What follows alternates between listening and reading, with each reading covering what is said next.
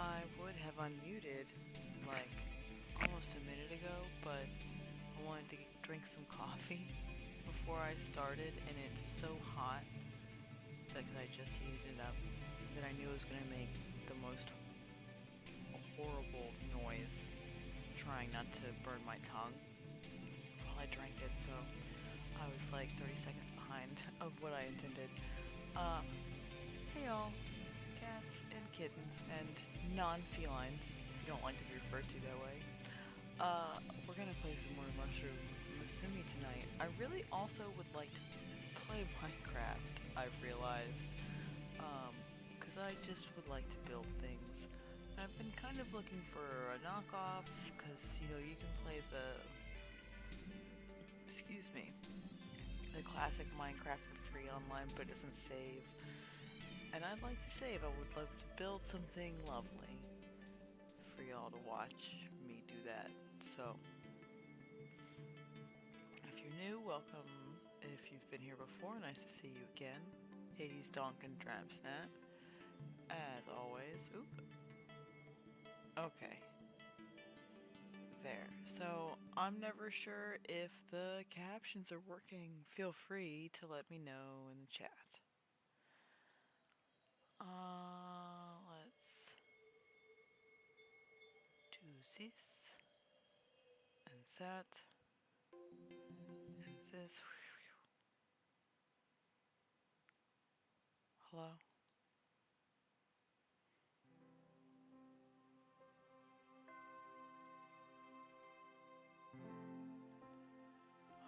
Oh, of course, I do this all the time. I just drag the entire OBS thing when I mean to make it small. Okay. Oh, I'm so excited. We've really... And did we finish one? I feel like we finished another mushroom at the end of last stream, and we're gonna be starting over.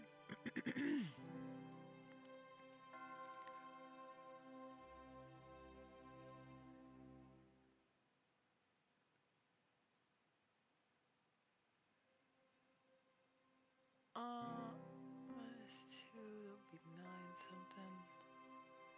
Yeah.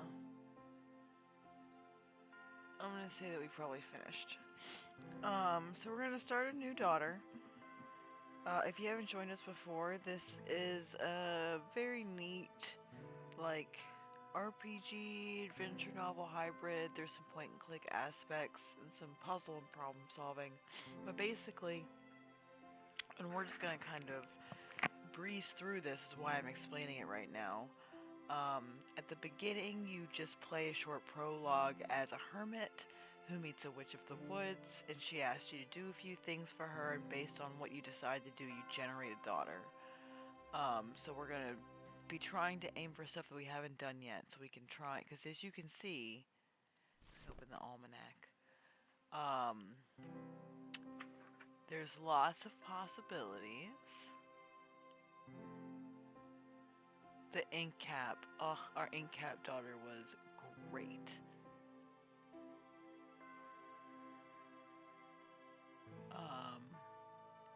Does it tell me? Yes. Nisrin. We finished in it? Oh, okay, this will just tell us if we finished. Common blood dead man's fingers. Relative obscurity, thief, apprentice, friend of bird. I kind of remember this daughter. Became part witch, and we just grew up. Yeah, so we finished the nap. Okay.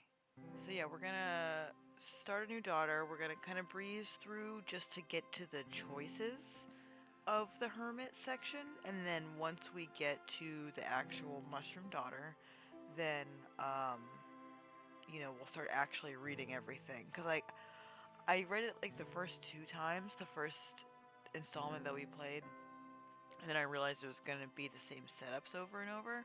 Like, it doesn't give you the same set of options every time.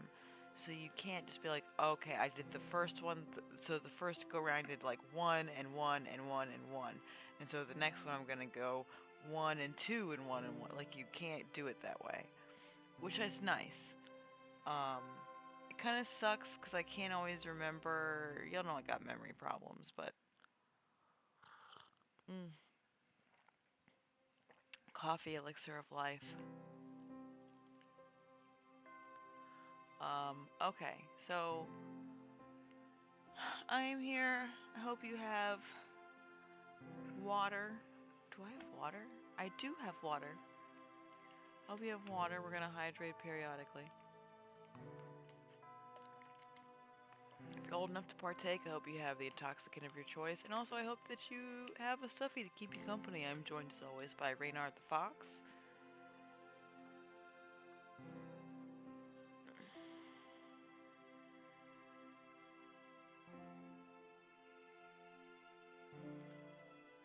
And it's been a few minutes. This is plenty of time.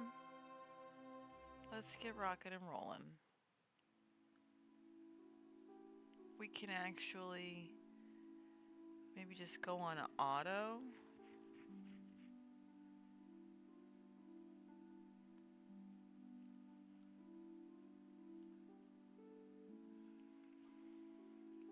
Yeah, oh shit. We're gonna unauto it so I can reread because I didn't realize that it totally just goes the fuck on immediately. Once upon a time, there was a humble recluse. Though they had no need for society, they did often find themselves home to a loneliness that they could never quite shake. I guess I am gonna read it. And then if we do more than one daughter, I'll skip it the second time. I guess that makes logical sense.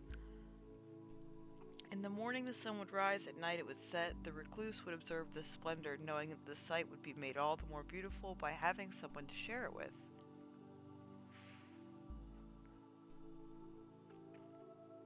It wasn't that they desired a relationship. Perhaps it was a flame that had burned them one too many times, or perhaps they were simply disinterested. No, a child, that's what they wanted. Someone to take care of, to teach. Unfortunately, it was a longing that could not be found, not in these woods alone. However, we are never quite as alone as we think, are we? One day a witch appeared, as if drawn by the intensity of the recluse's desire. The lumber that the recluse had spent the morning gathering slipped through their hands as they spotted her, the witch of the woods. She began to speak. You desire a child, yes. For some, those are quite easy to come by, but not you, it would seem. Let us make a deal, then. If you would do 3 simple chores for me, I will present you with a daughter of your very own. The recluse, caught up in a moment of naivety, quickly agreed. The witch, knowing that the recluse was destined to accept, simply nodded and began to deliver the first of these so-called chores without hesitation. Your child will come into this world with little to her name. Let us even the scales. Bring me an heirloom, something she will forever value. Okay. The recluse thought on it briefly, searching through their home for the object they had pictured. Most used cast iron skillet I think I've used. Sharpest knife I think I've used. An old bottle of medicine that sat unopened. If you have a preference, 1, 2, or 3. I'm kind of leaning towards the medicine. Any thoughts? No objections? Everyone is copacetic. Medicine. To be honest, the recluse didn't even really know what the medicine had been designed for initially. But it contained things with strange names and held within it so much potential.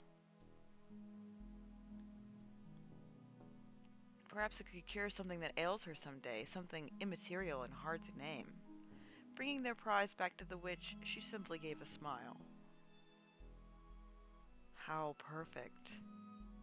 After their brief detour to meet with the witch, the recluse resumed their natural day-to-day schedule.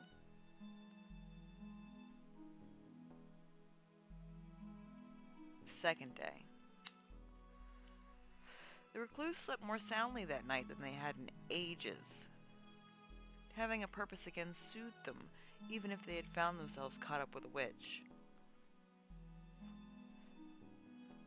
They elected not to think about that, though. Instead, when the morning came, they simply did what they had to do, which is to say, they got up and went to meet with the witch. Upon watching the recluse's approach, a sardonic smile lit the witch's face. You completed your first task admirably. 2 more and I can finally give you what you want. She paused for only a moment before delivering her next message of import. Growth struggles to be achieved without presence. Offer me that which embodies the emotion you would provide for your daughter. Okay. The recluse pondered for a moment, thinking of what they had to offer. A tear-stained portrait. I hope we don't make our kids sad. A deteriorating book of poetry is so fucking romantic. A stone lawn ornament. I'm really interested in the book of poetry, though I think that the crying picture is an interesting... It'll give you some dampness.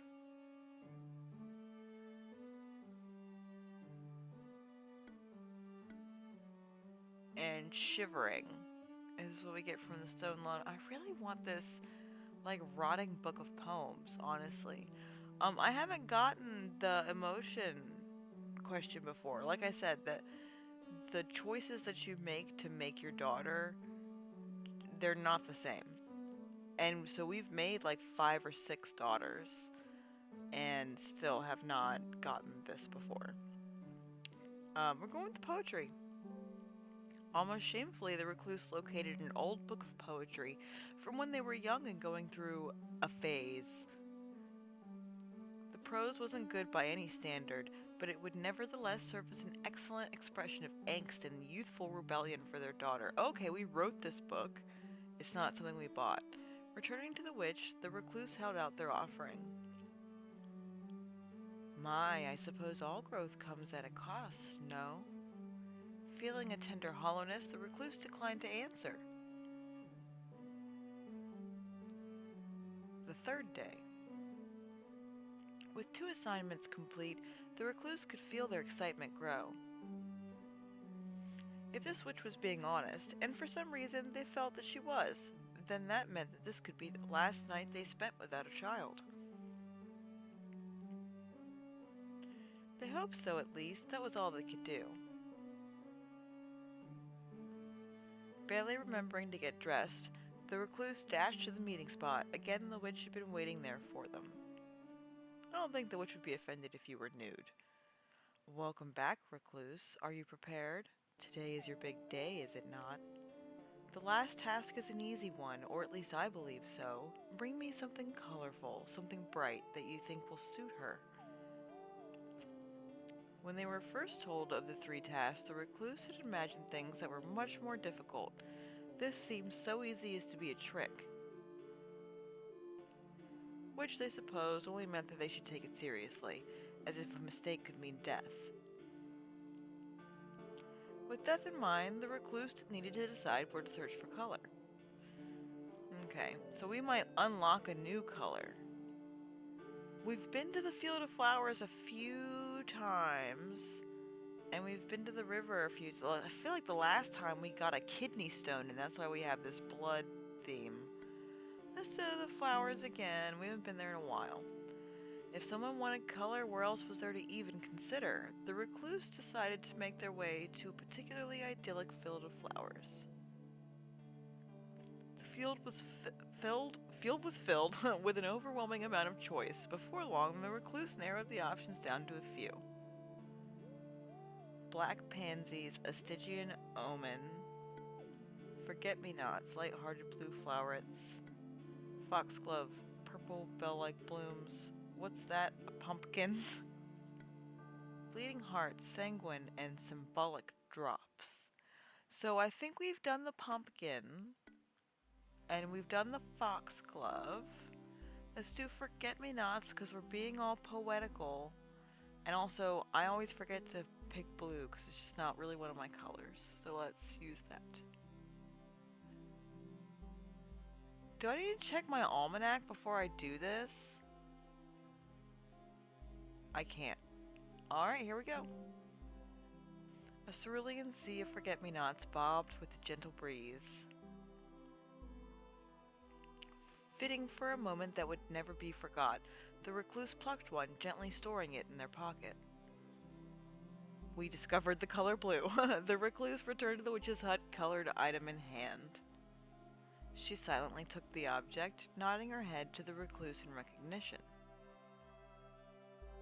The recluse stood there for a moment, unsure, before finally the witch realized what they expected.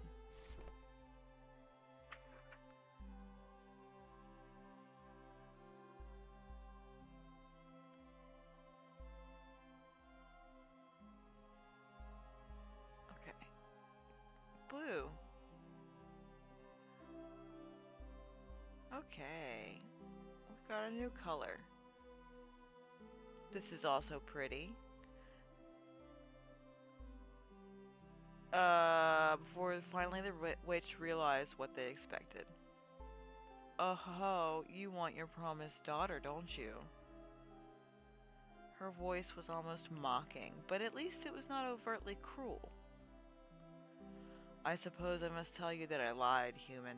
I do require several more trifling things from you. First is the matter of payment. The recluse should have known that everything is for a cost. We're gonna do the same thing we always do because we want the max amount of resources for when we get our daughter, so we're not gonna pay her.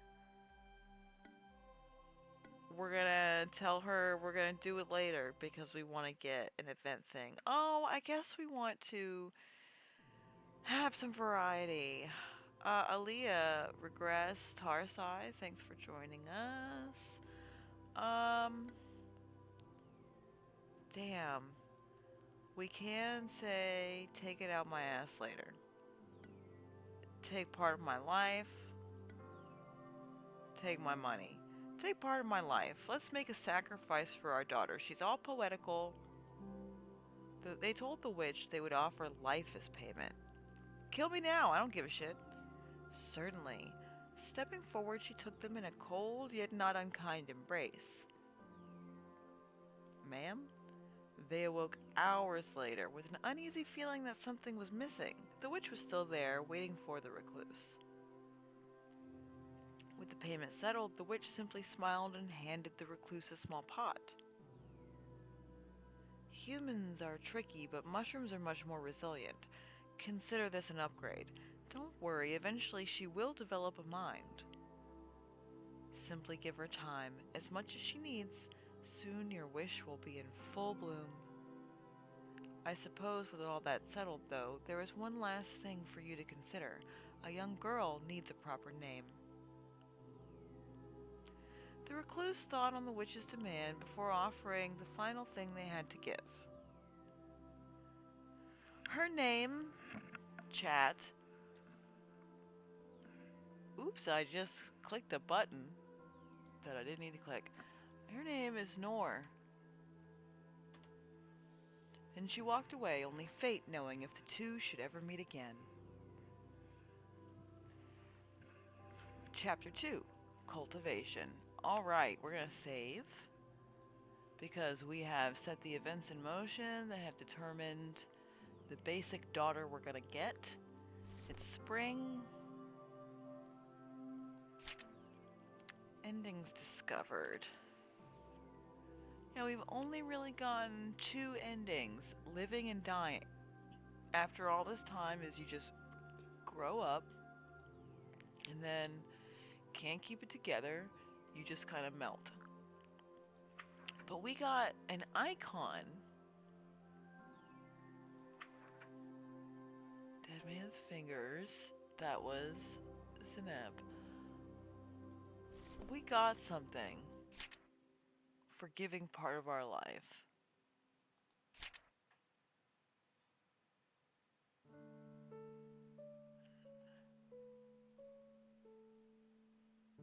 Ballad of the Wandering Sister. That's not it. Whoa. Number of LBMs. What's that? I don't know what that means.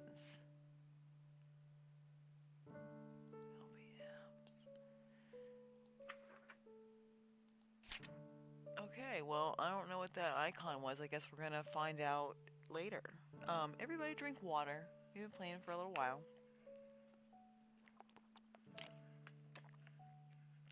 So now, if you've not joined us to play this before, which I would be surprised if you've ever been here before that you haven't seen me play this, because I feel like this is like the 8th time. I know the VODs are behind. I do have them. They're safe. They're preserved. I just have a lot on my plate in real life right now, day to day. My main goal is maintaining the streaming schedule itself and possibly expanding it. I am still keeping the VODs so that they can be released. Just keep an eye on the YouTube. I would love for it to become a regular thing, but frankly, I have a job. I have a job, and this is not a job. So it's catch as catch can. Anyway. So now we're going to make a series of decisions while we are raising our daughter. This is going to be the last section that we play as the recluse. There's a bunch of different events, different mythological and just animal creatures can show up. People can show up. Some of them are nice, some of them are not. There's an event that has happened several times for me in which I kill a man in front of the kid right before they like go from like they have a personality but they're like toddler age mentally. They age really quickly, so it's hard to give you a comparison to how old they're supposed to be. But like right before they're like, I am someone with a personality, you like kill a guy.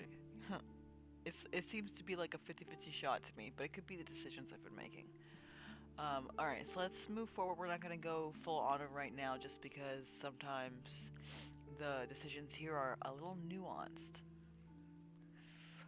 Though the recluse was unsure of the specifics, they did realize that it was important to heed her instructions, care for the pot and the dirt and everything that lay within. So the recluse geared up as any parent should and assessed the things needed to raise a child. Finances, in case the nearby village had goods or services that you could not provide. Nutrients for the child to help it grow strong. They would need plenty as it would be depleted on a daily basis. And finally, the recluse's own stamina could not be ignored. One cannot burn the candle from both ends indefinitely, and we did give up some life force, which I don't believe that I've done before. Maybe I'll pay with money next time. I'd like to get through 2 daughters this evening. But also, we also want the daughters to live a long time so we can get different endings, for fuck's sake. I really want to figure out how to trigger more of the dream lady showing up to see if, like, what can we do to get more going on with that. I also think we might not mess with the tooth fairy thing this time because we do it every time. And we've gone that way a couple of times. I don't know. We get stuff for it. There's no reason not to engage in every event that we can. So I guess we will if we get the opportunity.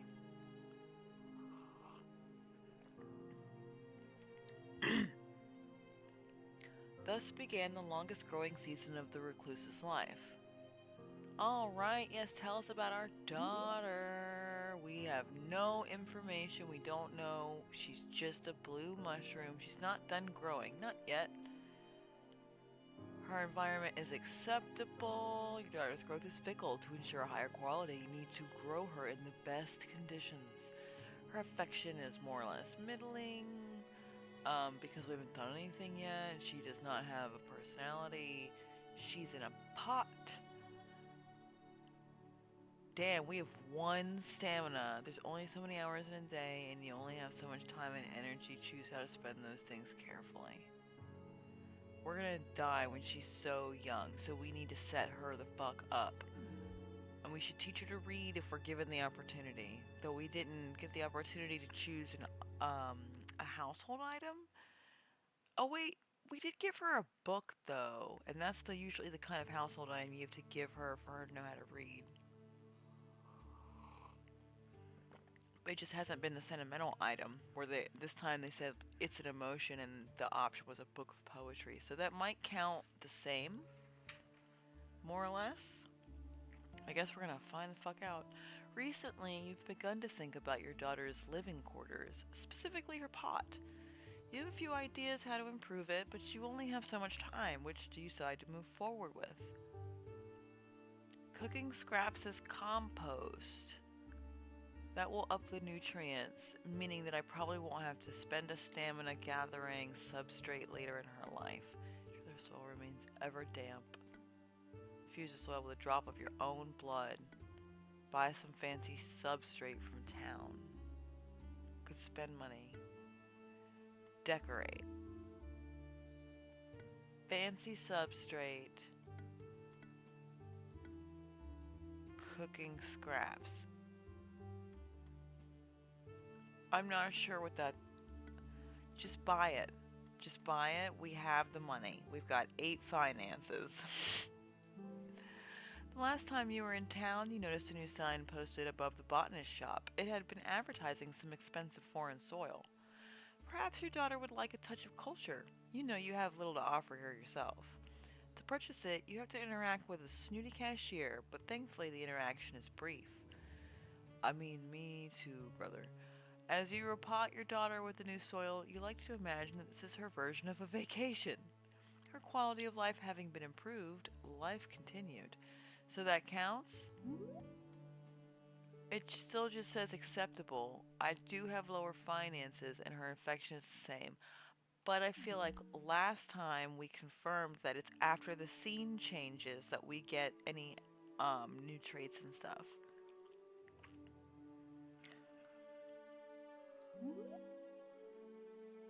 Still no change, Roger. Kidnappers. One evening you discover many footprints outside your home, 3-toed and webbed. Some strange creatures have been poking around.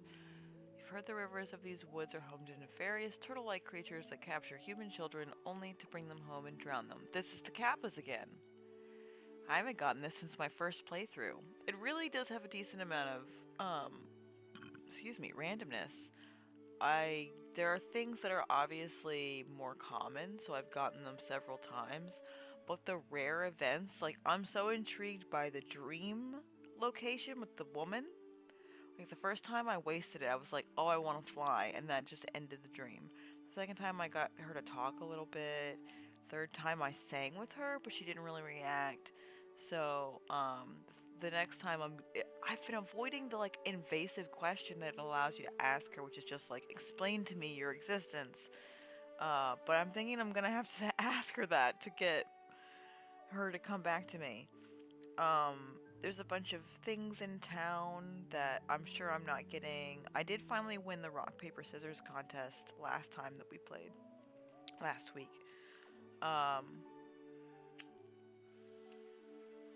Yeah, man. I also would like to get the segment with the house that we got the first time we played, which we also had Kappas, so maybe we're headed in the same direction. I certainly hope so. Enough stalling. I guess let me check chat. Y'all look fine. Let's rock and roll. Your child isn't a human, but you can feel the leer of envious eyes from the tree line. They know a precious daughter when they see one. By the looks of the tracks, these ones are quite young. Perhaps you can do something to frighten them away from your home. Keep your daughter inside. In the evenings, hunt one of them. Purchase a magic ward. Deal with the issue decisively. Stand guard until they stop. Okay, again, we have no stamina.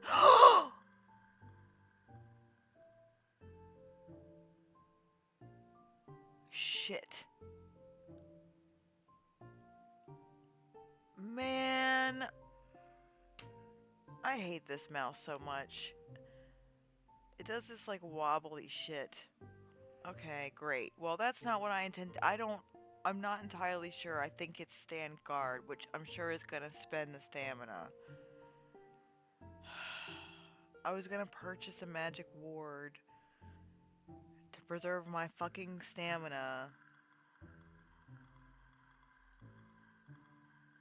I don't want to do that. I don't want to reload, and because I'm not gonna get the Kappa event.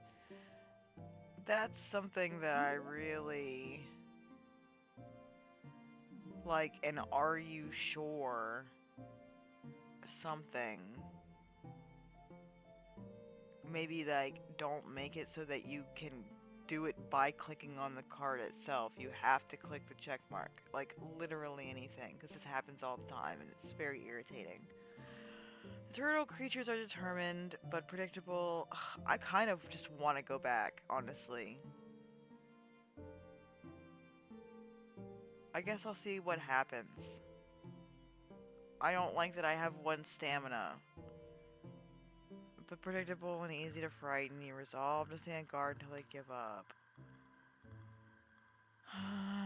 Usually, the amphibious monsters scout the area before sunset and make their move as soon as darkness falls. Standing at your doorway and brandishing a hatchet, you ward them off each night without fail. Like, I would really love to see that in the final version, actually, not working unless you click the check mark in the bottom right.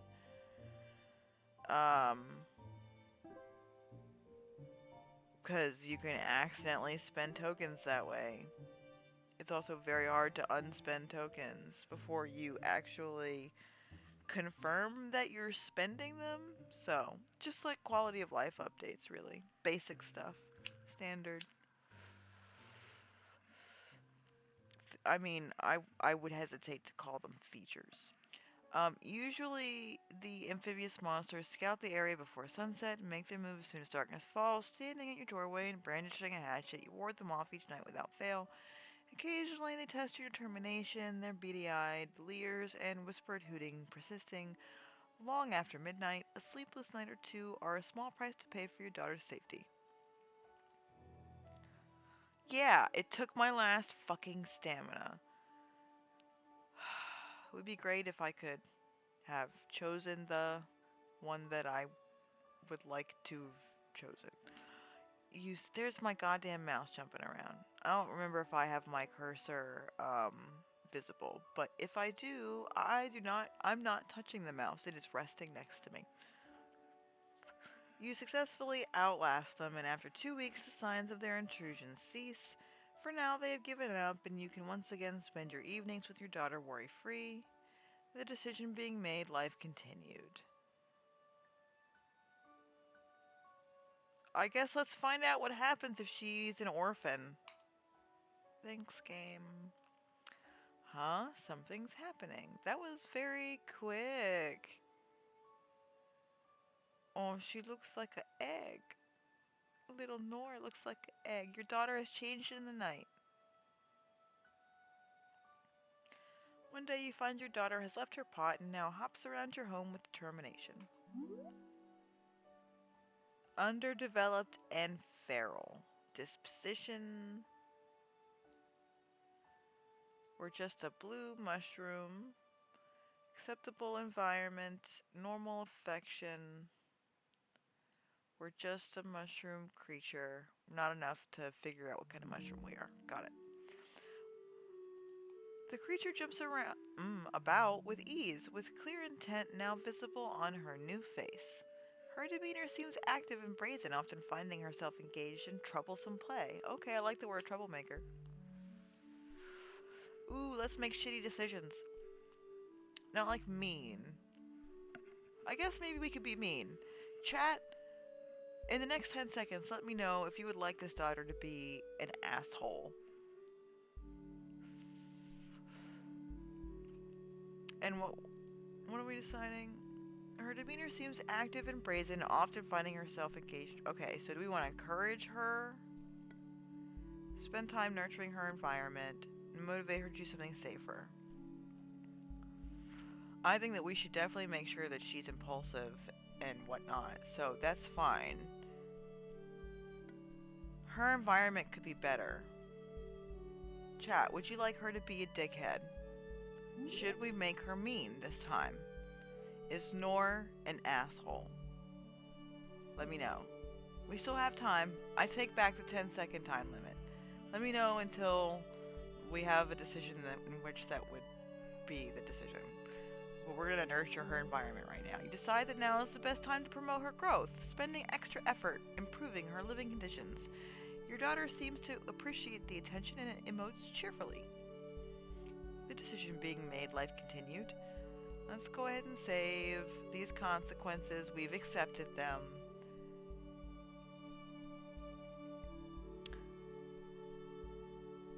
You haven't been taking very good care of yourself, and you find yourself so worn out that even leaving the house is a challenge. Alright, we're leaving her a decent amount of food and money. And we did try to improve her environment a bit, and her hearts went up by 1. Her progress towards not being underdeveloped and feral has went up a little bit, but she's going to have to raise herself. I wonder if she's going to be one of the ones that has to fight one of the other daughters. This is auspicious. This could be some new events. You know what? Maybe we'll make her fucking mean. Okay, let's do it. If you continue on without regard for your own stamina, you might very well die. Stay in bed today, you need the rest. You'll sleep when you're dead, which may be very soon. Do we want... She's too young to be an orphan for now. Go ahead and rest one time. You'll be no use to your daughter in the state, so you decide to spend the day resting. That's a lot of stamina and not that much nutrients gone. Sitting in bed, you think about your daughter and all the tasks you'll get done tomorrow. The decision being made, life continued. Still only acceptable environment.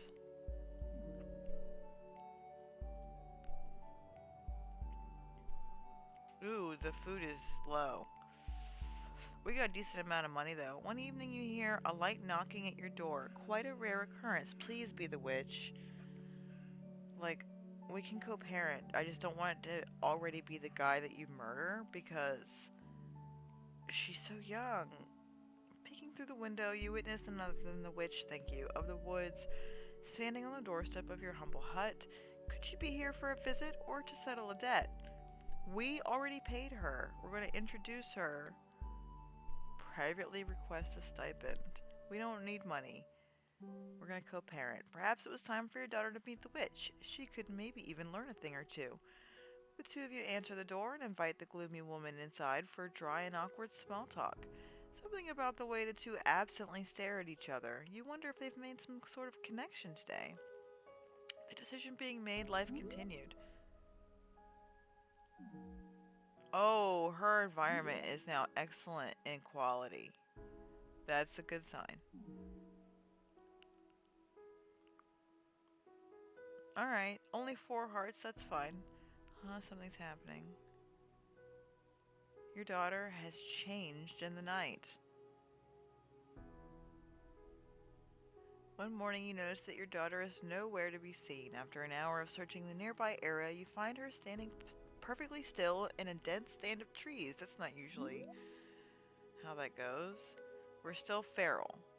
And we're still just a blue mushroom.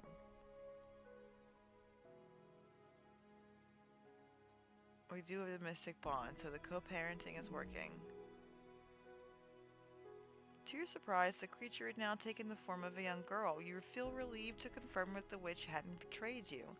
At your approach, she turns and acknowledges you silently before continuing to carefully watch her surroundings. Do we watch her, buy her a nice gift to celebrate, tell her it's time to go home? Let's watch what she does. Because usually I buy her a gift, but she's got 4 hearts, so she knows she's loved. You do wonder why your daughter has such a silent intensity, but decide not to disturb her. Taking a seat near her, you appreciate the beauty of the forest and spend time thinking lovingly of your daughter. After several uneasy minutes, she simply turns and walks in the direction of home, seemingly finished with her quiet watching. She liked that?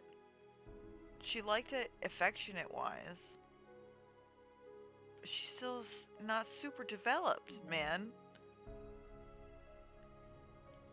Your daughter needs food too, and you've just run out. We're gonna buy it, but we could gather it too because I generated so much stamina.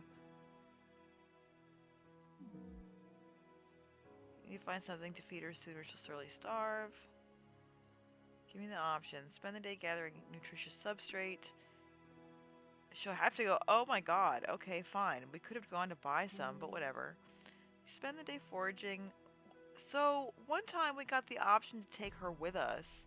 Oh my god, I set the mouse down, look at it dance. And, that improved her, perspicacity or whatever. Alacrity and effulgence. And, you spent the day foraging and digging in the woods and returned with a heap of mushroom food for your hungry daughter. So dead stuff and dirt. We still have perfectly fine stamina and we got nutrients. It's a little hard to be sure, but it seems like she's thankful for your efforts. The decision being made, life continued. The day has gotten away from you. Already the sun's gentle descent is being swallowed behind the forest's reach. It's so poetic. She's not really developing, y'all. Okay. Maybe this is another learning opportunity. You weren't able to finish everything you set out for today, but you only have time for one more chore. Pardon me. Purchase new construction materials for your hut, prepare lunch for the village's schoolhouse, in exchange for discarded books. She would be very smart. You've already worked hard enough retired to the tavern. Barter for some fine substrates. Finish a favor asked of you. This one. Prepare lunch for them in exchange for their books for our daughter. You had explained to your situation to the schoolmarm, and she felt a certain sympathy for the child regardless of her origin. She explained that the students performed better when fed and that they had an occasional excess of damaged books, a simple trade. Sandwiches are a matter of ease. You prepare a dozen and drop them off at the schoolhouse, and in turn you receive the books. With them you'll give your daughter the gift of literacy that she might have equal footing in this world. So this is not how we taught our kid to read in previous playthroughs, so that's cool. Does she like it? She got a lot of affection from that. She's personable and whimsical. But the development bar is still not very high. That's cool though. She's sort of getting... It says she's personable though. We want her to be mean. Here we go. Oh, bookworm. Thankfully you've been taught to... That's it. Okay. Your task behind you, you and your daughter return home, each do a nice bath and a simple dinner. You're gonna be out of food again?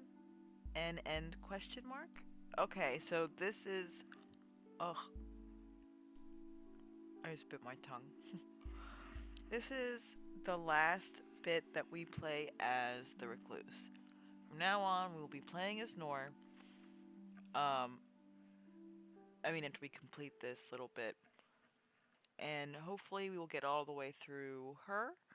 And then maybe we will birth another daughter afterwards. I don't really want to end a stream in the middle of a daughter. Because the thing that I can't seem to remember about this game is that you can just keep starting over. Okay. One night you find yourself struggling to sleep. Your mind wanders as you consider your current place in life. You've lived peacefully with your daughter for many moons. Initially it was strange. Well, it never stopped being strange, but you were always thankful for the company. Besides, the affection you felt for her was like any parent would feel toward their child. That was normal, at least. Your thoughts turned to the concept of time, particularly how you were once alone, and how you are afraid that you will be again someday. You can just keep making daughters. We've made several. Your daughter has had more and more curiosities about the outside world. It's only a matter of time before she wants to strike her own path. You hope you will be fulfilled now. You hope you've done enough. Ultimately, you find comfort in what you've done. You may have had many failures in your life, but there's one thing you know you can die proud of. And a new beginning. I believe this is a changeover. Yep. Telling the recluse that you wanted to see more of the world wasn't an easy conversation. As they grew older, you worried about leaving them on their own. Thankfully, your concerns were unwarranted. They were happy that you had grown enough to want to move out. They even offered to help you build your own home, close to theirs. You were welcome to visit any time, obviously. Faster than you would have anticipated, the two of you built your home together. They showed you all the tricks they knew and made sure to impart as much knowledge as they possibly could. Finally, the day arrived. You were officially on your own. You were scared a little, but also excited. It felt like a new chapter was just beginning for you. Chapter 3. A girl on her own. Alright, we are a full person. We're a blue fairy. What? An idyllic looking mushroom that people love to eat. Fairy cake. An assertive fairy cake. Okay, assertive. That's gonna help us be mean. We don't have a fairy familiar like we've had in previous playthroughs, but we definitely have not gotten a fairy cake before. The fairy familiar never came into play also. We're not super damp. We're not super mycelius. We're extremely human. Okay, potency and robustness. We're gonna need to take a lot of care of our robustness or we'll come apart. Great appeal. You're naturally charming and people seem to love you. Ooh, this would be bad if we became mean though. We've got a nope and some wealth tokens. We're obscure, we can read, and we're just a young adult, and we have both the mystic bond with the witch and loving parent with the recluse. So we have both parents.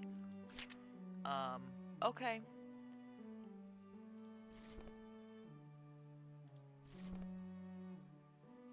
Because we haven't gotten this before.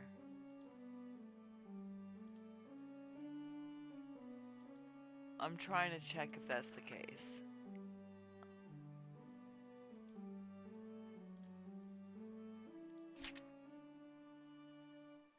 But I don't see fairy cake in any of these.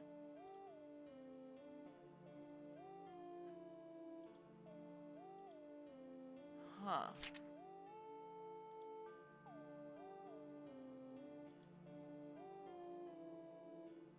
One kind of looks like a fairy cake. I guess that one kind of looks like it. That's weird. But I guess we'll unlock it over time.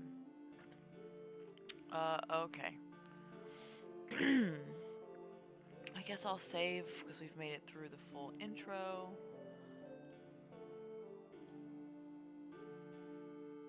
Alright, chapter 3, a girl on her own.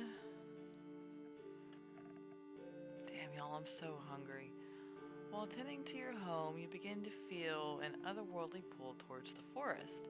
You can't resist, and moments later you find yourself surrounded by trees standing in front of a mushroom-covered hut. Deep within you, you know the witch that made you resides here. Oh wow, we're gonna go meet our mom immediately.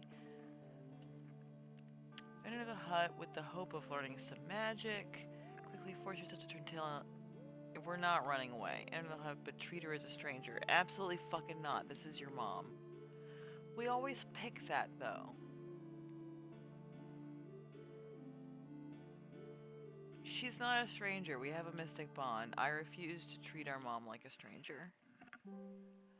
You enter the hut and bow respectfully, addressing the witch as you would an apprentice to a master.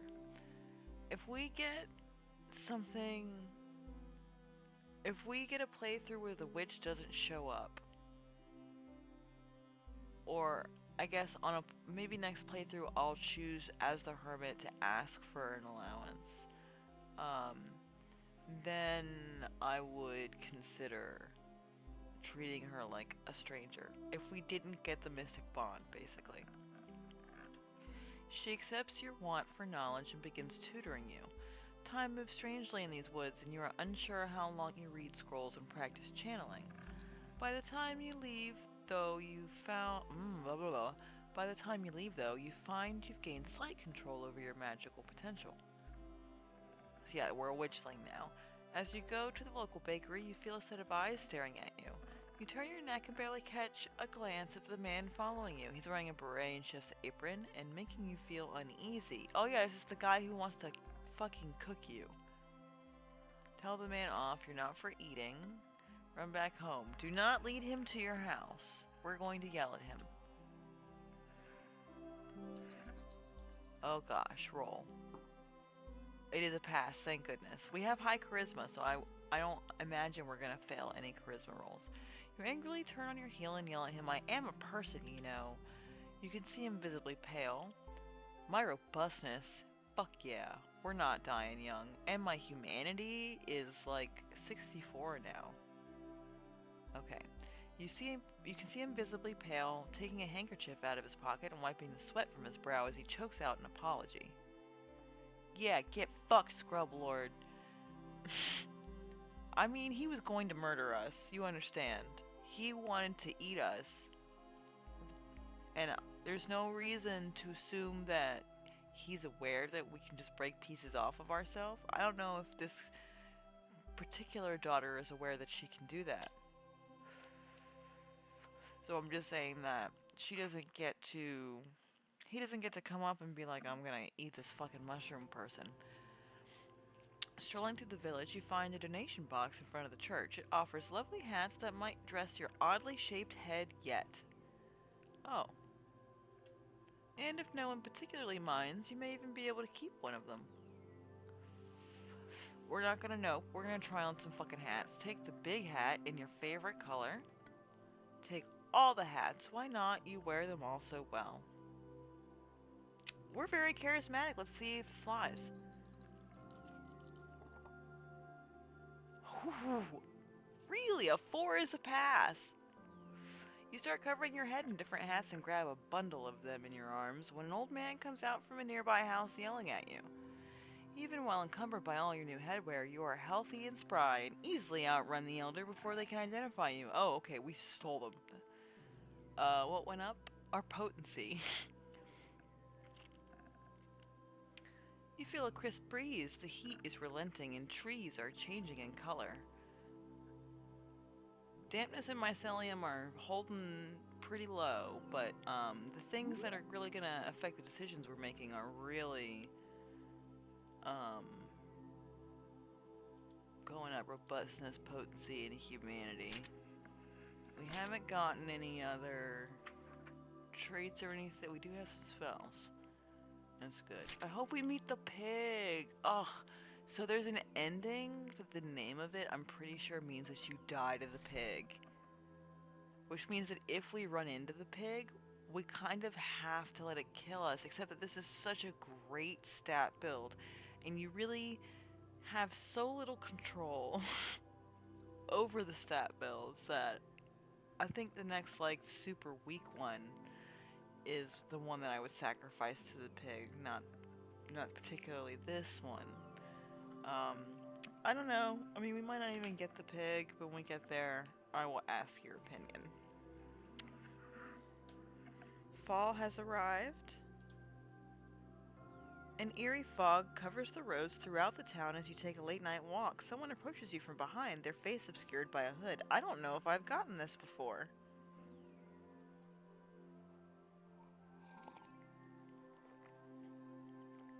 You're the girl with the natural toxins, right? If you give me some, you'll be compensated well.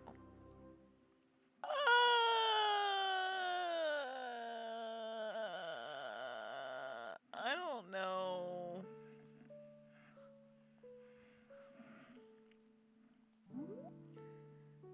knows who I am. People don't think about me. And also, am I poisonous? I don't think I'm poisonous, my dude. Okay. Yeah, I'm not poisonous. You try to explain to the figure that they must be mistaken. You are not a girl with toxins. They pause awkwardly, seemingly unsure if their information was bad or if you are attempting to lie to them. I don't know what to tell you, lady. Maybe you have some things you need to sort out. They leave you, confused, alone in the darkness. What was that about? Afterwards, you go home and do some experimentation. You have a startling realization that perhaps you were not what you appear. Walking around the village one day, you overhear a gaggle of fun-sized humans giggling the time away. Just slide right past that without giving me any information. Culinary liar? What is that? What is a culinary? I'm a poison pie? You happen to look just like a mushroom that people love to eat, so I am poisonous. Maybe that's why I didn't unlock in the Mushipedia right away, because I'm actually a poison pie. Which still appears to not be one of the options.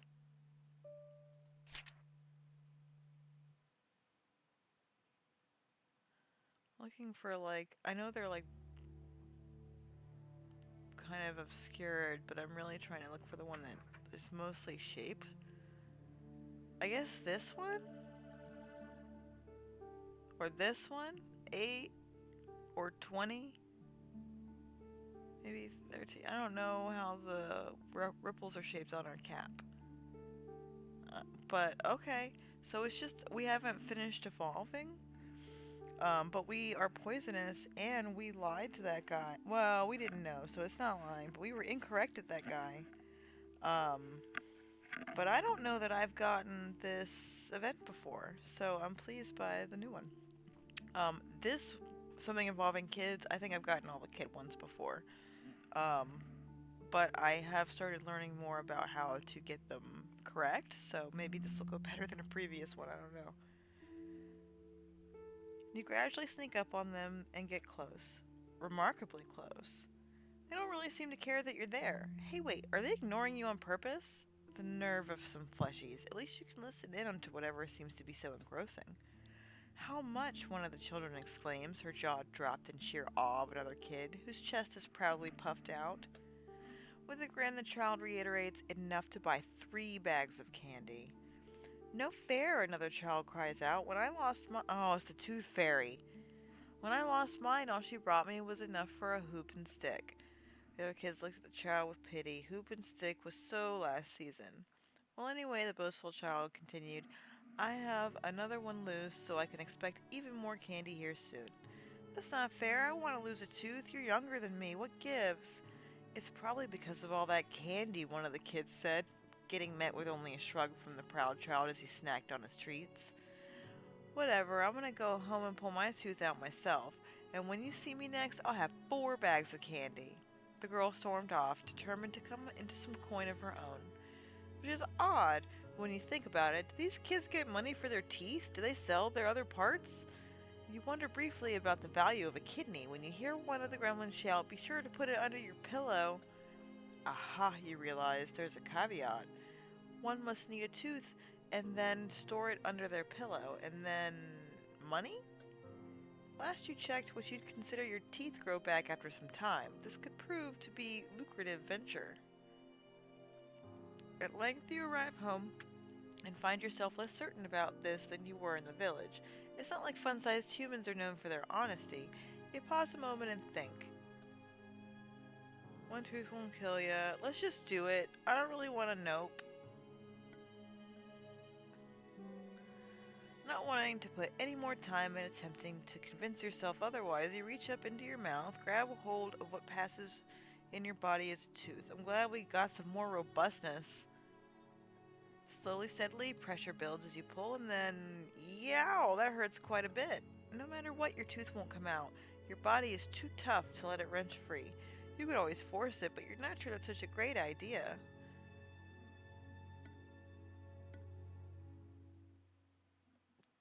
Do it. At this point, you've sunk enough effort into it that you may as well go for broke. Putting all your strength behind the attempt, you wrench one of your bony nodules and hear a distinct crack. The pain is blinding for a moment, but you find yourself presently staring down at a tooth in hand. Robustness barely went down, and I think my potency went the fuck up. Victorious, you are now in the possession of a detached tooth, and are eager to see what comes with resting it under your pillow. You snap awake in the middle of the night, your first thought being of what lays beneath your pillow. But when you check, you find nothing. Not even your tooth remains. So you's awake then, eh? A small voice chimes from the center of your room. Glancing over, you spot an ill-tempered fairy and their few companions. See, here's the thing. You's put a tooth under the pillow, all fine and fair, till that tooth turns out to be a tooth. The group of Fae all stare you down. You suspect it's for the best to remain still and listen to the big palooka up front. Now I'm a reasonable guy. I clock in, I clock out, and I don't want no trouble no how. But the issue here is that the boss lady ain't too keen on these types of shenanigans. Now I can see you're just an innocent mush lady, so this ordeal can be overlooked this time. Unfortunately, we ain't able to give back the tooth of yours. Company practice, capiche? That's okay, they grow back. Keep it, pretty sure that one was rotten anyway. They do grow back. Well, yes, that's how teeth work, at least once. You got your baby teeth and your adult teeth. No, they just grow back. The fairy appears incredulous, and his companions volley fascinated whispers between themselves. You saying you've got a replenishable supply? You shrug. Essentially, you do. It's not particularly pleasant to lose teeth, but it is technically doable. The fairies all pause for a moment, the gears noticeably turning in their minds. Hey, so, sorry for any unpleasantries earlier. Boss lady just really wanted the message clear, you know. But, she did also have, the fairy glanced at his companions, with each in turn offering blank stares. Right, she's got a particular taste, it would seem. What did he just say? You know, shaved over some food. It's like a nice mushroom powder. And you know, if you've got a seemingly infinite supply, the fairy begins fidgeting on his person, and his companions all seem suddenly much more intrigued by your abilities. Here, take this. The fairy pulls an adorably small business card from his pocket, handing it over. In small text it reads, Tooth Fairy's Pearly Gates, where smiles are always in style. On the back there's another small line of text. Give us a ring, 1-800-531-8008. What is that even supposed to mean? But upon looking back up, you realize the fairies have vanished without a trace. Only the lingering smell of bad aftershave and latent face stink remains. Unsatisfied with the lack of reward under your pillow and annoyed by the usual fairy shenanigans, you attempt to go back to sleep. Maybe you'll check out that Tooth Fairy's deal someday. Until then, however, it's the middle of the night and sleep beckons.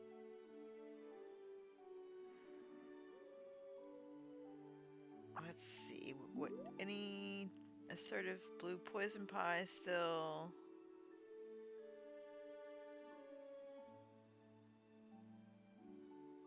Our dampness and mycelium just are staying unaffected. There's the business card for the Tooth Fairy Syndicate. And we're a witchling, but we don't have any specific spells. Also would like to see the scroll wheel do something in the full version of the game, if I'm honest. I guess let me check chat real quick.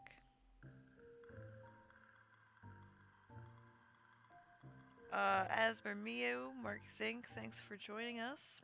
We're having some more mushroom time. It is so relaxing. I find that some of my longest streams are playing this game. Because I just like it so fucking much. Really do. And, like, the devs have been super sweet. one showed up in the first or second episode of us playing this, and the rest have been super sweet on social media. So, um, all around, just really enjoying it. A man wearing vibrant, multicolored robes and a large pack approaches your home. He has heard rumors of a beautiful fungal woman. We're gonna save. Oh, it's the guy who wants to paint you. He's not dangerous. It's gonna make us a little famous. And we can do like some magic shit to it. He's heard rumors of a beautiful fungal woman and has come to paint you. He asks if you will give him the honor of being the first to put your beauty on the canvas. Accept him, refuse, convince him to teach you.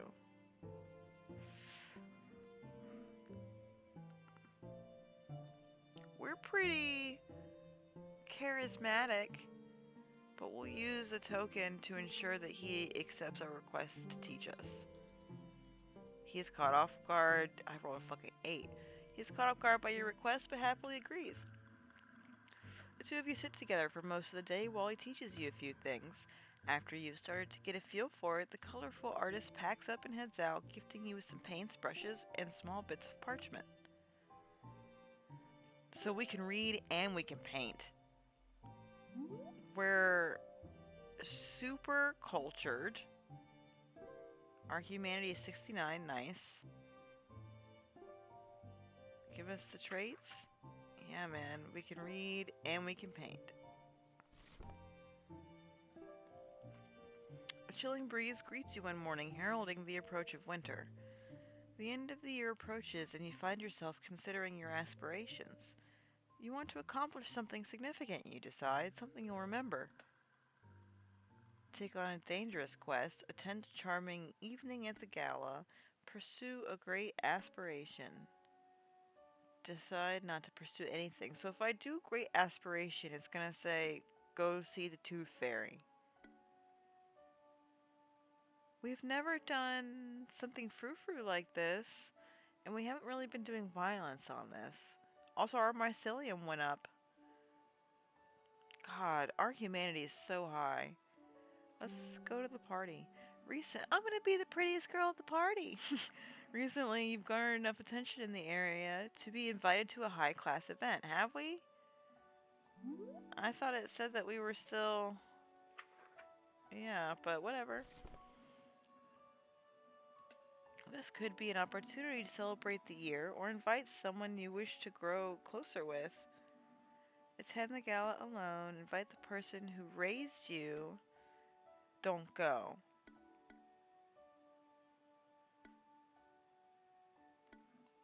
What does it say if we go alone? Celebrate the year or invite someone you wish to grow closer with. A person who raised you is going to be the hermit, which would be fine. There's a role here. Which I feel like it means we're going to roll to meet a new person, which is appealing. I guess let's go by ourselves. I want to see what happens. The gala sounds intimidating enough as it is. You don't feel the need to overcomplicate things. You decide you'll attend alone.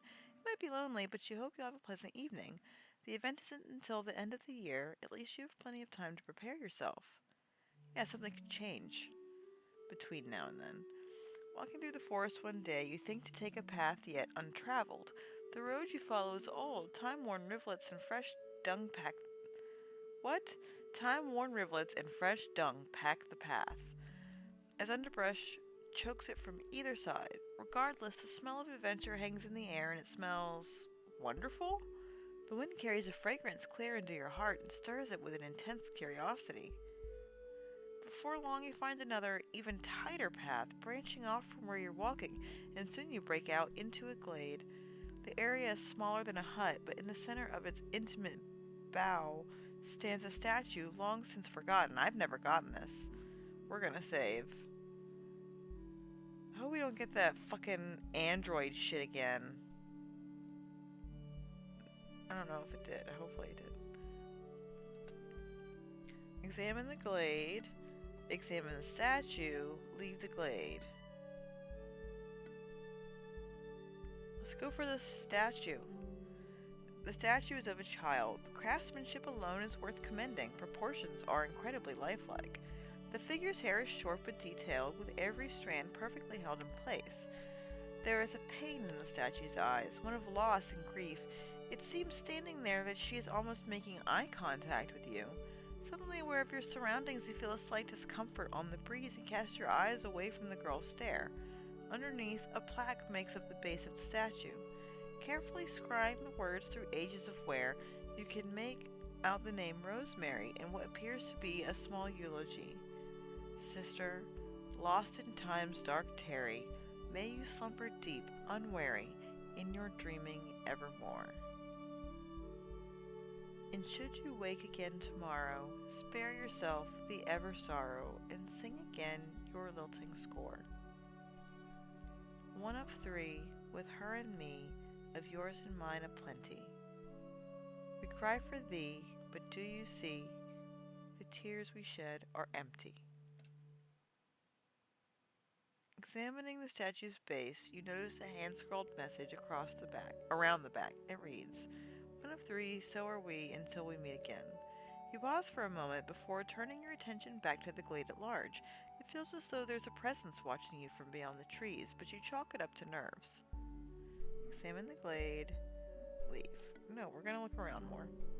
While the opening is small, there's enough room to wander around.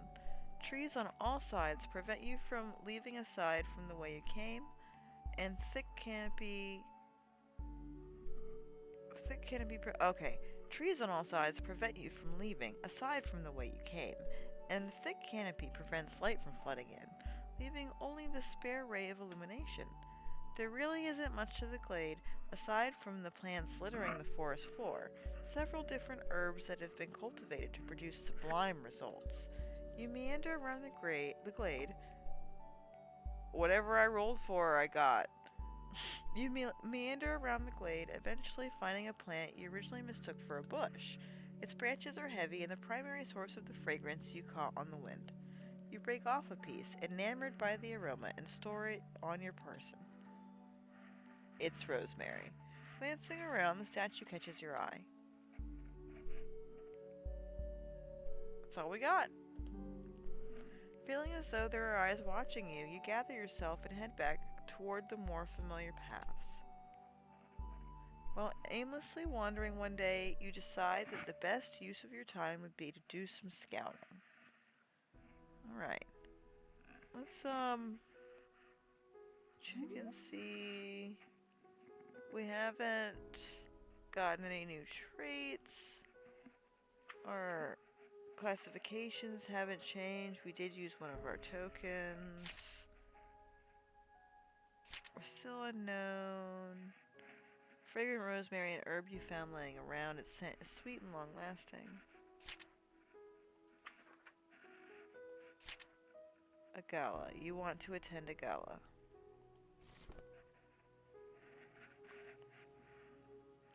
It's always useful to expand your mental map of the area. The country near your home is lush and with many diverse landscapes to be found. You decide to head north toward a particularly damp, dense forest that's home to a variety of useful plants. Good, maybe we'll get damper here. As a child, this is where you knew to get medicine plants from, but there was a danger there as well. You step into the forest feeling a humid breeze on your fungal cheek. There's an omnipresent buzz of insects pervading the air. This section of forest feels much different than where you live, and you find that it's hard to feel at peace. Despite this, the flora and fauna is resplendent. You find yourself looking from plant to plant. Finally, you see something quite interesting. The beautiful large pink flower stands tall in a nearby clearing. The petals are twisted, forming a large sparkling bud that is larger than your head. The single flower is the distinction of the plant, but you observe that its stalk is robust and strangely segmented. It feels a bit like a monolith. For a moment, you simply stand and stare at it. Something about this strange plant leaves you with a feeling of awe. You suspect that you may be able to sell this flower in the market for quite a pretty penny, or perhaps keep its splendor for yourself. Leave it. Pick the flower. I mean, if we can keep it, though I would like it to live.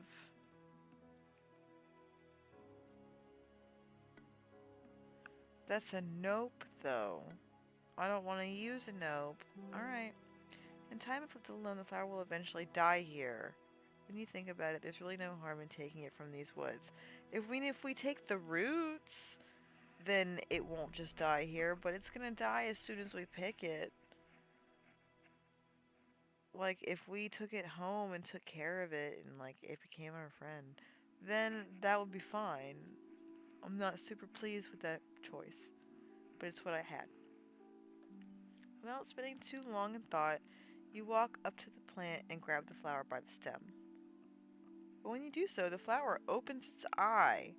This understandably gives you quite a shock. You leap back. I really liked that subtle animation for the eye opening. You leap back, seeing the flower unfold in front of your own eyes. It takes you a moment of processing to understand, but finally you make the connection. This is not a plant at all. It is a beast. Shit. Its eye is large, still haloed by the petals that had initially attracted you. To be frank, it's hard to entirely understand the shape of it in the commotion.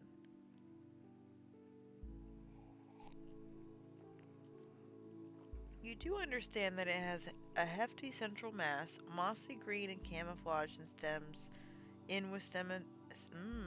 You do understand that it has a hefty central mass, mossy green, and camouflaged in with stems and stalks. You also come to understand that this body itself is not a solid form, as it splits horizontally down the middle.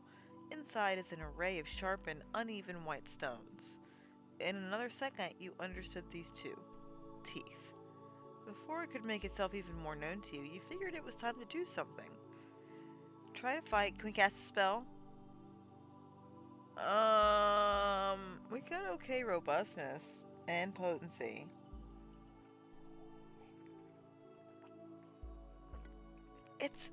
I'd really just like to cast a spell. Run away. Simply put, there was absolutely nothing worth sticking around the situation for.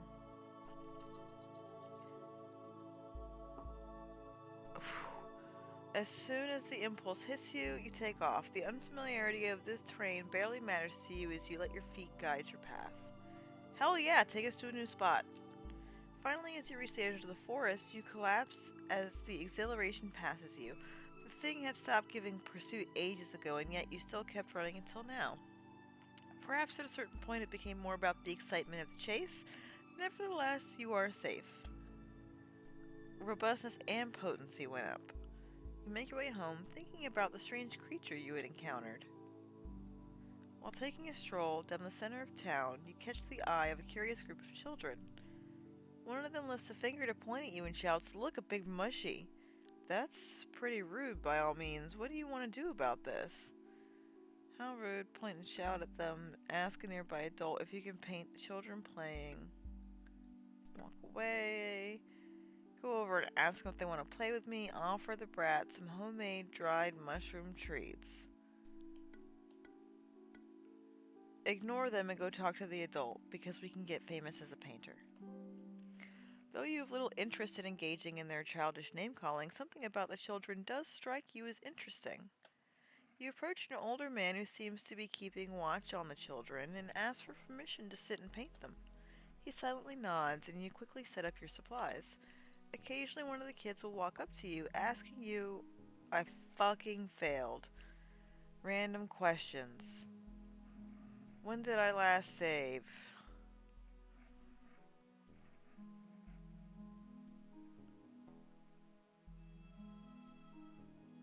At the beginning of that fucking glade shit. Ugh.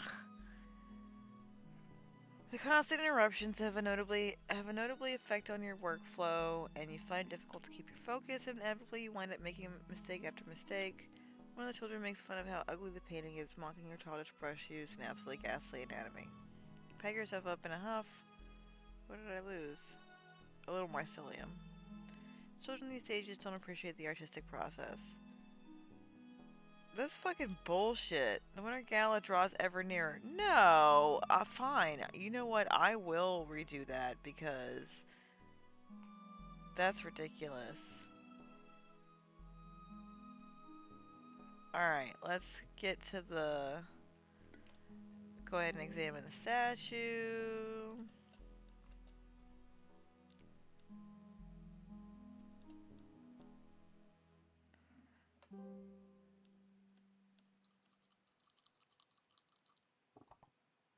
We still got the rosemary.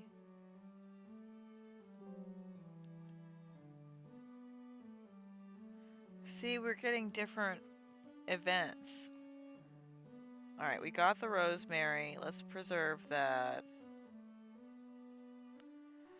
Knock at your door. When you go to answer it, you see a man dressed in an elegant black suit. Are you the fungal woman of the woods? He asks, as though you and the mushy flesh was not enough. My employer wishes to invite you to a small dinner gathering. She's heard much about you and thinks her guards would relish the chance to actually be acquainted with you.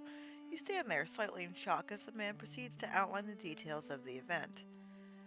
When you should arrive, what sort of clothing you should wear. Oh, do you wear clothing? I'll have to double check the dress code, etc. Finally, after handing you a small scrap of paper with elegant writing on it and bidding you adieu, the man left your doorstep. You think about the event that's been described to you and ultimately come to a decision. Attend the event as an artist. Attend the event and simply be yourself. As an artist, this is the perfect opportunity for you to try and show influential humans that you're more than a fungal woman of the woods. Before you can paint a wonderful work of art at this party, you may be able to gain some amount of fame and respect. Maybe you'll even make a name for yourself. On the day of the event, you pack up all your art supplies and prepare yourself the best you can. When you arrive, you see dozens of people dressed in monocles and other strange clothing items that don't seem to serve any practical purpose. Yeah, that's what they look like.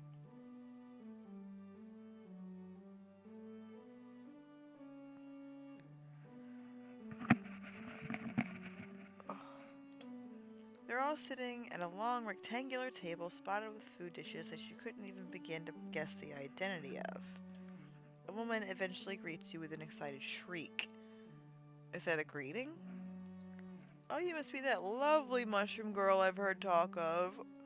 We failed. We must find you a seat at the table. Come this way. You follow the hostess to the table and take your seat. No one has brought up the pack of supplies you brought with you, and you find it hard to bring up the topic naturally. You awkwardly fumble your way through dinner, and once people have begun to finish, you mumble about painting someone. A guest wearing a monocle volunteers to be your subject, but as you begin painting them... Jesus.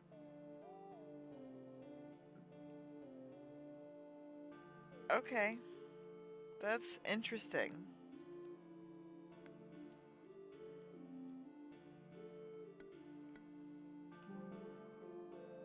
You figure, why not? If they would like to meet you, you should be kind enough to allow that. On the day of the event, you gather yourself. You have nerves, of course, but that's only natural.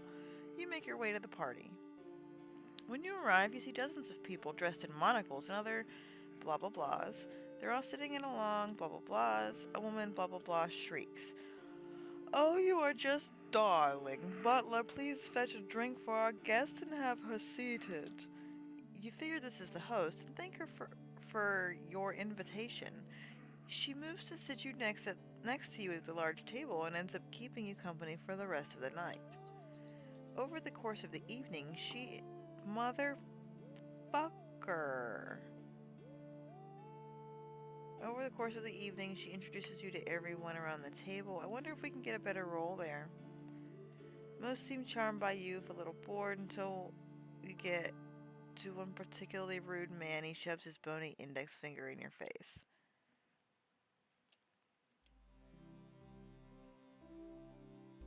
Goodness, this is the worst one yet. Where do you keep finding these beasts? The host seemed displeased at this outburst and excused the man from the premises, but you were left with a feeling of discomfort after that. We lost mycelium. It's an interaction you find yourself thinking about as you walk home. And sometimes at night. That's so fucking sad. We are not accepting that. Absolutely fucking not. We do know we're supposed to go with ourselves, so we'll save that one.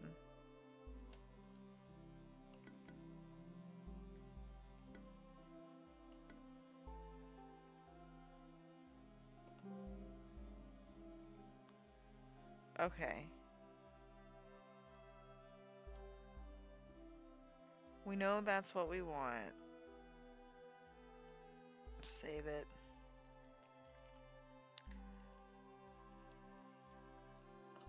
How's that roll?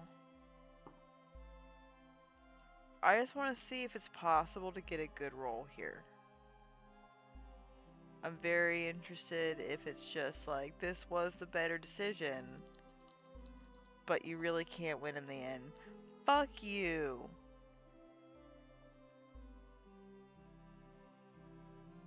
Over the course of the evening, she introduces you to everyone around the table. They all seem charmed by you, even if most of them are a little monastic. Eh? Monastic? They're like a monastery?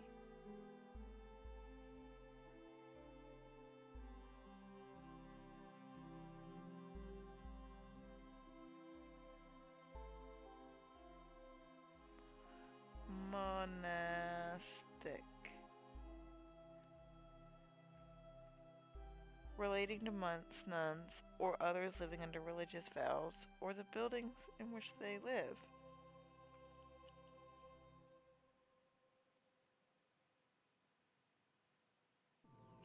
I don't understand how they're monastic. These are just a bunch of... Okay. Well, whatever. By the end of the party, you had met a variety of humans that you doubt you'll remember the name of. We're saving because we proved that it's possible to get a good roll at this dinner party.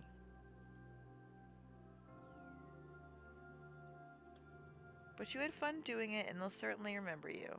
We got more mycelium. We're not very damp. And we're reputable now, because we've been seen going to places and impressing them with our wit and shit like that. There we go. Sorta reputable. We've been a good person. We still haven't gotten to paint yet. While taking a stroll down the center of town, you catch the eye of a curious group of children. Okay, this is the painting. We're gonna save right now, because I do know it's possible to get a good roll.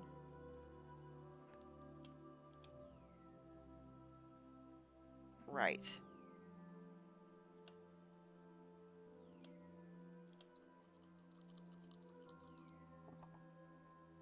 No.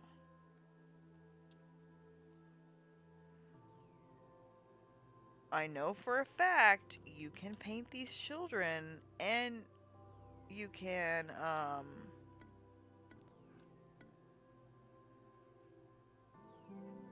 like, use magic, and they will, the painting will be great. Occasionally, one of the kids will walk up to you, asking random questions. You do your best to indulge their curiosity, but stay focused on your work. We're fucking saving. I told you, it's 100% possible to get a good roll on the painting thing, because it's happened literally a single time before. The final product depicts the group of children playing in a variety of ways. Some are rolling in a ball back and forth, some play fighting with sticks, and some playing with cloth dolls. You feel it truly captures the childishness of the children. Well, thankfully, a painting's worth 1,000 words. The man you spoke to offers you some coin for the painting, saying he wishes to take it to the schoolhouse. You walk away proud of yourself, happy to have made something that others will enjoy the beauty of.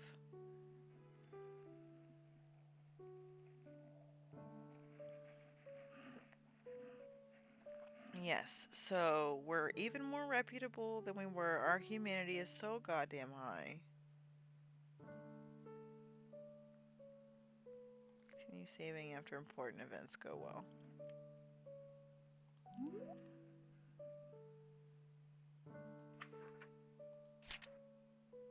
Now it's sort of reputable. We've consistently been a good person.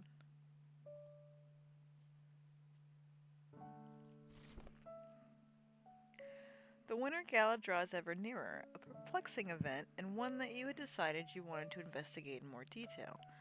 On the day of the event, you wake up with a body full of excitement. You do your best to make yourself presentable for the townsfolk. Did you know that humans often don't like dirt? Were they raised in a laboratory or something?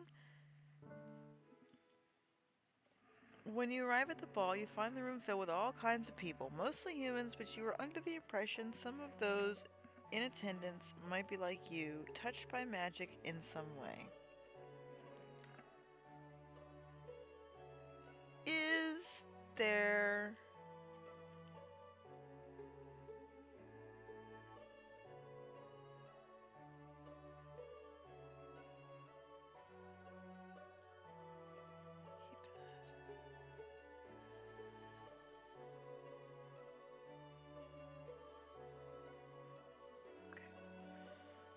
I really want...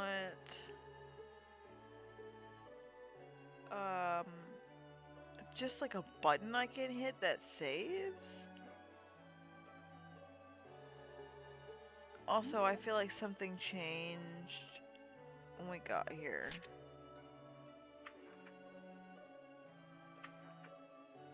Did I already check it, maybe?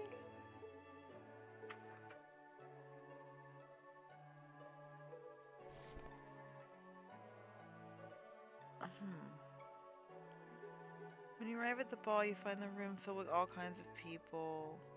Okay. No, that is a screenshot.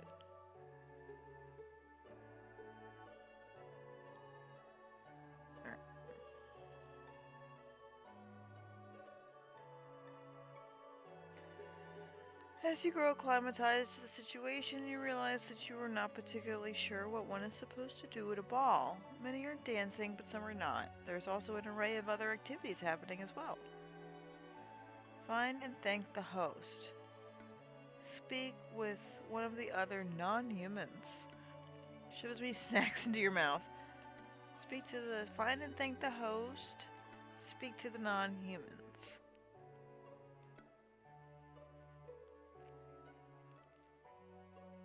We did just save. Let's speak to the non-human, even though my instinct in my own personal life would be to seek out the host first. Oh shit.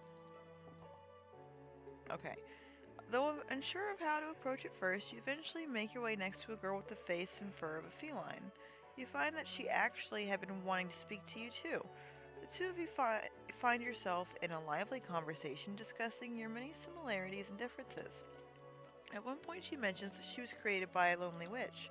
You were shocked to hear this, and the two of you again find yourself with another large topic to discuss with very little time.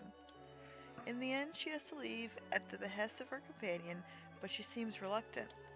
You assure her that you'll meet her again someday and say goodbye to your newfound friend.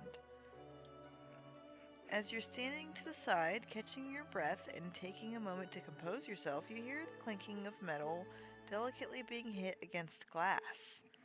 So that went really well. We met a girl. And she was there with someone, but it just says companion. You don't know what that means. Oops. Things went well. We'll save. The room falls quiet, everyone turning their attention towards the source of the noise. It appears to be the host. Thank you everyone for attending tonight. This village is a community. We are blessed to all be here to see the start of a new year. Let's all do our best to meet back here again next year. A toast to our village. Okay. The others all create their own clinking sounds in response, bringing their various mugs and steins together. After the brief speech, all of the sound that had disappeared from the room returned. It occurred to you that you had not yet partaken in the dancing, and the night was drawing ever closer to a close. Dance. We're gonna dance. Oh, but I should potentially have saved before I made this decision. Though I guess it's technically fine because I haven't made some other decision since the last time I saved, but well, whatever. Why not? You take the floor, doing your best to mimic what the others around you were doing. Ooh, you jerk, spasm, punch, and kick.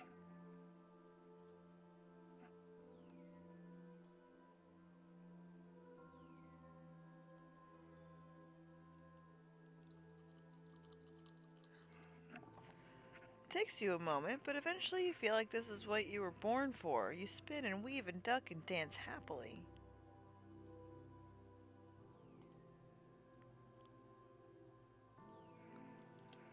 Eventually others take notice and everyone on the floor wants a chance to dance with you. Over time the room grew slightly less full, perhaps a little quieter. It's almost time to leave. Turn home, early to bed, early to rise. Retrieve some more food for the road. Yep. You're about to head home, but you decide that there's nothing wrong with loading up a little first. The snack tables. What do we get? Robustness, maybe? The snack tables are within your grasp, and the snacks are now within your hands, as many as your little mushy fingers can carry.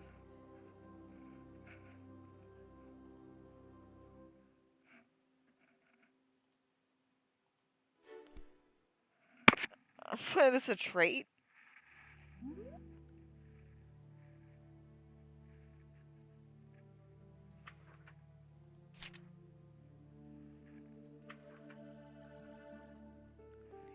You acquired a bounty of human snacks.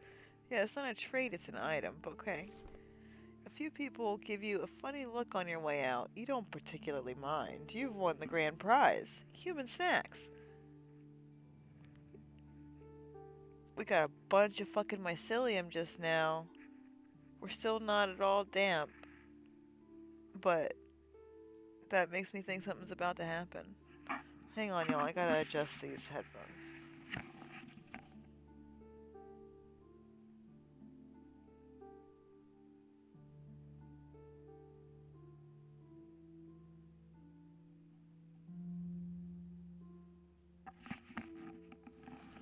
Okay.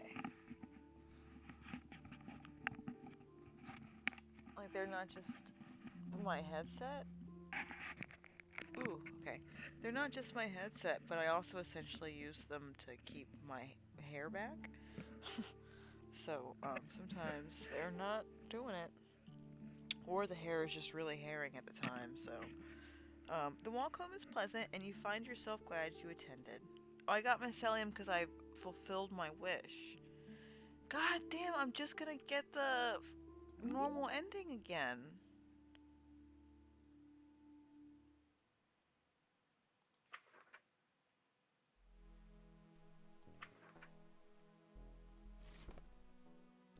I think it's because I keep trying to get good rolls. Like, maybe things not going well? How long? Hold on, let me look and see how long we've been playing. Shit, we've already been playing for almost 2 hours. As you grow older, you look back over your life. You think back to the witch who created you and can't help but wonder if everything met her expectations. You wonder if you were the daughter your parent had hoped for. A blue poison pie.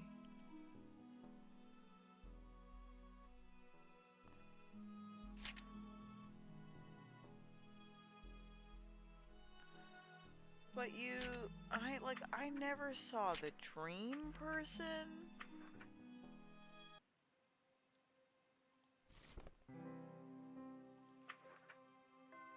Okay, it was 20.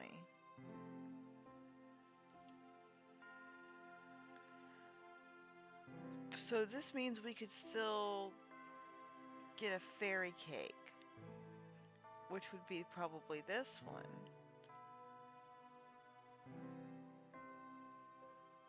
Man. Y'all, if I wake up early, I'm gonna do another run. Like, in the mornings before work. short run, maybe like half an hour, 45 minutes baby stream. It's already been almost 2 hours. Okay. I'm gonna go to the be right back screen right here.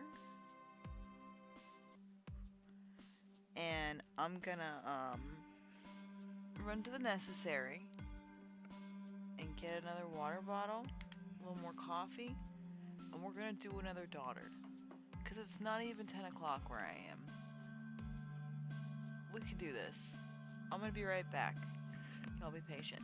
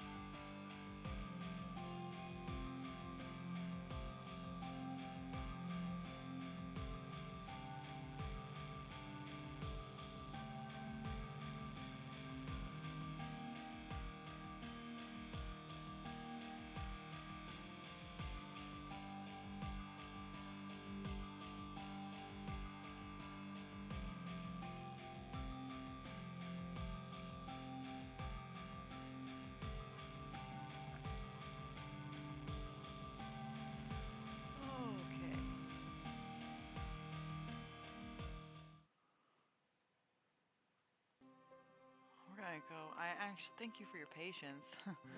I ended up having to make more coffee. That's fine. Nice to see y'all are still with us. Let's start the next daughter and let's try to really make weird decisions. We're gonna still try for colors we haven't gotten yet. And the ones that we have are blue, purple, blood and pumpkin, and turquoise. So not any of those. Let's skip to a decision. Favorite foraging nook. What's the question? Okay, the first task, it's important for a young person to be well grounded in this world, because they're going to be different each time, don't forget. Um, to be well grounded in this world, I hear. Bring me a jar of soil to help with this process. Keep in mind that not all dirt is the same, though. Consider the source carefully. Soil? That did sound somewhat magical, the recluse supposed. Left with this vague prompt. Oh, the scroll wheel does work here. It's just not in the inventory shit, so maybe that is something that will be fixed upon the main game being released. It did sound somewhat magical, the recluse supposed. Left with this vague prompt, they considered their options. So, something pretty, the most picturesque section of forest you've ever set eyes upon, your favorite foraging nook, a barren spot of forest long since struck by some invisible ailment. So with the fairy cake, we were close to being something really sweet. I don't think I've gotten this one before, this prompt. So I'm gonna go with the picturesque first. There's a place they had passed through on occasion decorated with green leaves and fragrant blossoming flowers. A place of beauty that left one in such awe was the only choice, only the best for their daughter. Arriving back at their meeting place, the recluse was excited to share their selection with the witch. So that's what you picked, eh? Very well, it shall do. Feeling the need to scrub their skin, the recluse retired to their hut to cleanse themselves. Okay, skip to the next decision. Doing a chore for the witch. Restock unsettling components. We've done this before. Organized understated keepsakes. I think we may have done that one before. Make her food. I think we've done all of these before.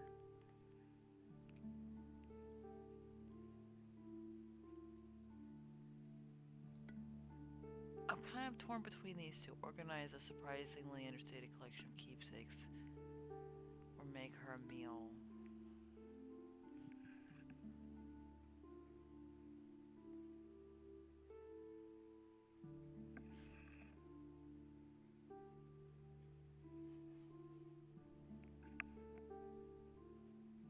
I'm sorry, y'all. I'm hearing something. Oh my goodness. I'm such a dork. I just heard like a faint little I don't know, rumble grumble from outside the headphones, and I'm like, oh, that wouldn't be out of place during the day. Could easily be like a lawnmower from far away or something. It is the coffee pot. I just said I started making a fresh pot of coffee. Okay. I'm gonna go for the keepsakes. I feel like we've done both of those two on the right before. I know we've done this one. It was like the most recent time, so let's go for the keepsakes. Why not see what a witch's most prized personal possessions look like? It's not like they would ever get this chance again, after all. The recluse spent a quiet afternoon carefully unpacking and rearranging her belongings, silently speculating to themselves about the sort of life this witch has led. Arriving back to their meeting point, the recluse was excited to report their progress to the witch. Ah, very good. How kind of you. After quickly wiping themselves down, the recluse returned to their hut for the remainder of the night. Tuesday. Oh, this is us looking for the colors.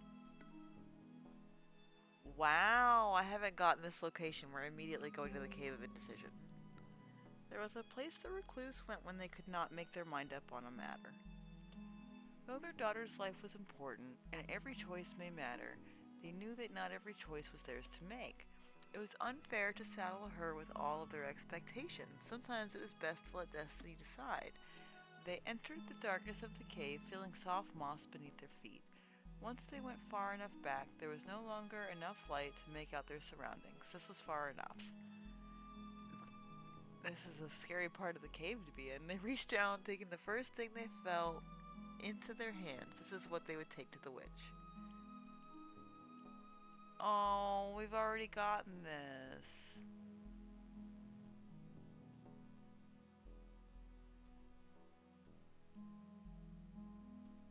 She didn't tell us what it was.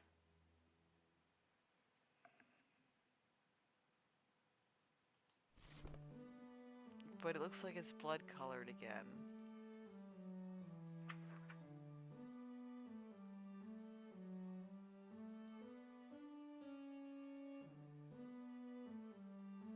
Right, this is blood color.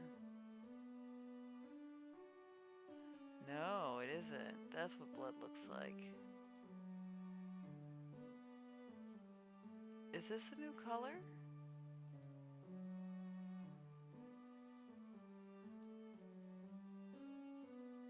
No, it might be turquoise.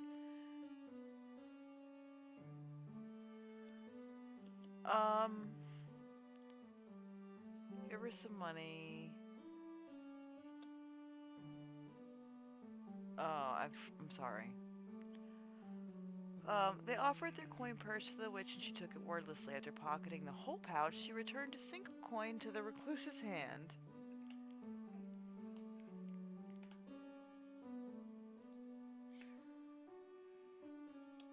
This will be sufficient, the witch smiles. With the payment settled, the witch simply smiled and handed the recluse a small pot. Humans are tricky, blah blah blah. Her name is Megri. And she walked away, only fate knowing if the two should ever meet again.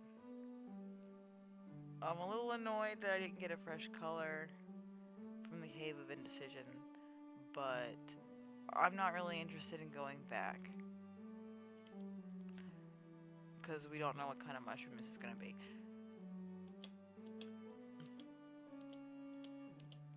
This is all the same setup. Tell me the color of the... Yeah, turquoise. So we just got another turquoise one. Flock of hungry birds have been harassing both your crops and your daughter recently. In fact, they've become quite the nuisance. Ignore them, purchase poison, fetch your bow. Fetch your bow because we can't purchase anything. You retrieve your bow and are lucky to leave with not one but two birds from the flock. They shouldn't show up again for a while. You and your daughter may rest. I don't like that we killed something, but we do need food and have no money. Nothing more could be done to the birds. The matter was laid to rest. You realize that buried in your new goal, you've forgotten to feed yourself or procure any human food, really. What seems like the most nutritious option? Sneak morsels away from your charge. To the woods for foraging. What was this mushroom for again? Looks tasty. To the village. I can't buy anything, but I bet I would get a new ending if I just ate my daughter.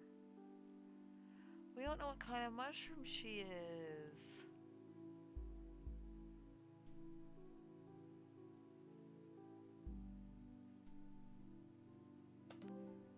After thoroughly searching your cupboards again. I have so much food though.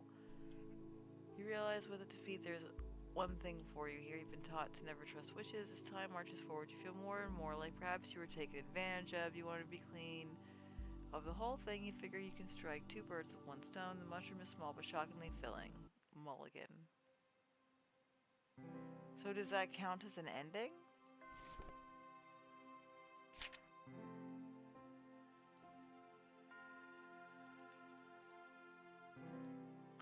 That doesn't count as an ending, so it's a waste. That's a bummer. And we didn't get to find out what kind of mushroom our kid was, but we didn't get a new color anyway.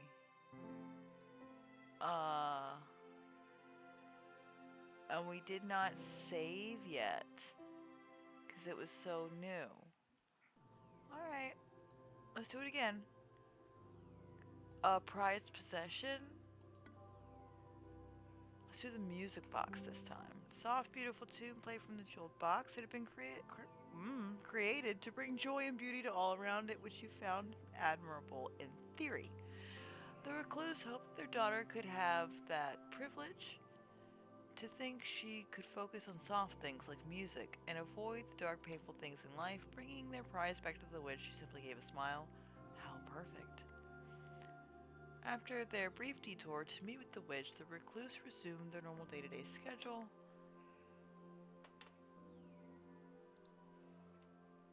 Particularly in the lumpy patch. Oh. Okay, we're picking the dirt. So, a particularly lumpy patch in the witch's front yard, a quiet graveyard, we've done that before, the most picturesque. This is, hopefully gives us the fairy cake.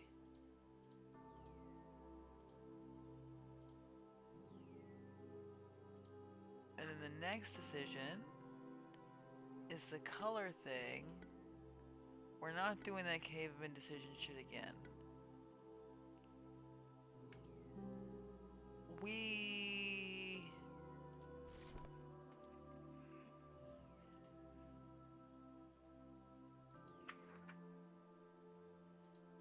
We've done blue, purple, blood, pumpkin, and turquoise.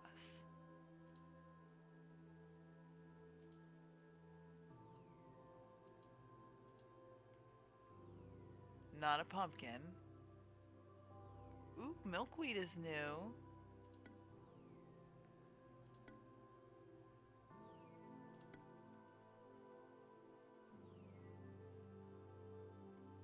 We could do the Stygian omen, but I feel like we've chosen that before. The milkweed is definitely new though, so we'll take it. A mystic field of flittering life gently yawned into the edges of the setting sun. The recluse nearly forgot what they went there for, drinking in the fresh, honeyed breeze. That was the place. We've discovered the color orange. I'm gonna save. We're not doing this again.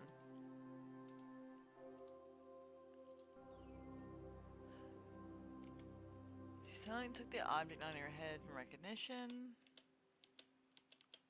Oh, we have to name a new daughter.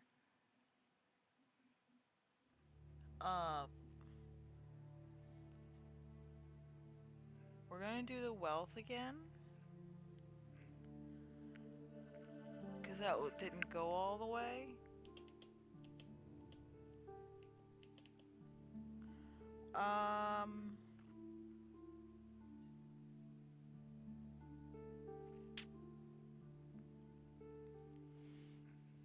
She can be Sivan.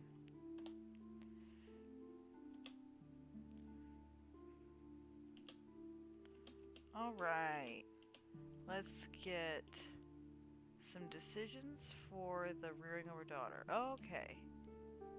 We've got the Kappa event again. We're gonna save before we make a decision.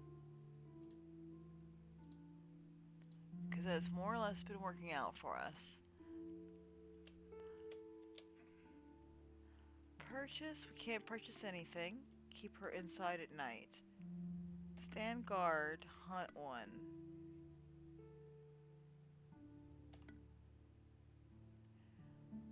I know hunting one used like that fucking takes care of it.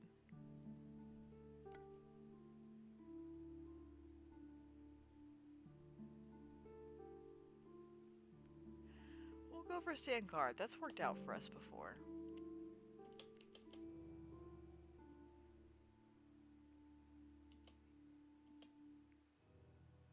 The day's gotten away from you. One more chore.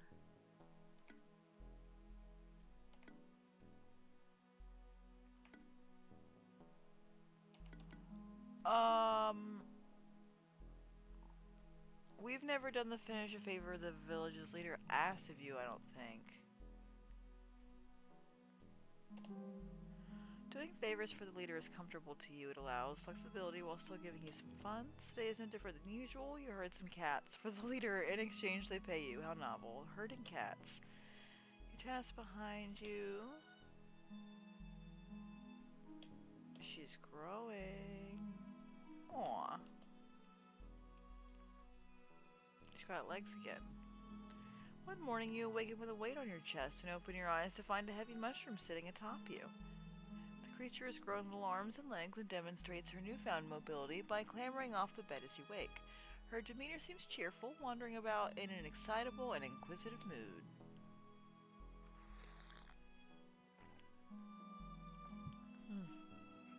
Encourage her optimism, nurture her environment, motivate her to be more practical.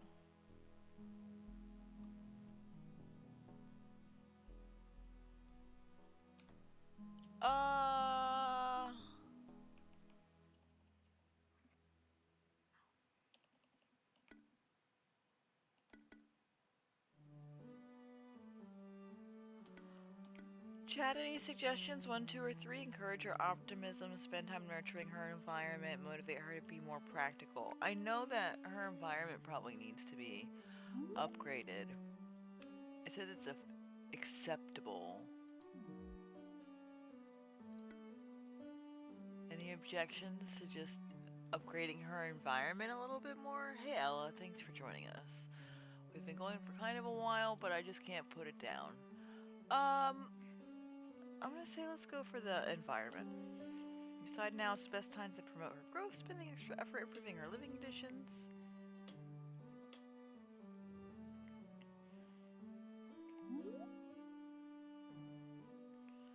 Okay.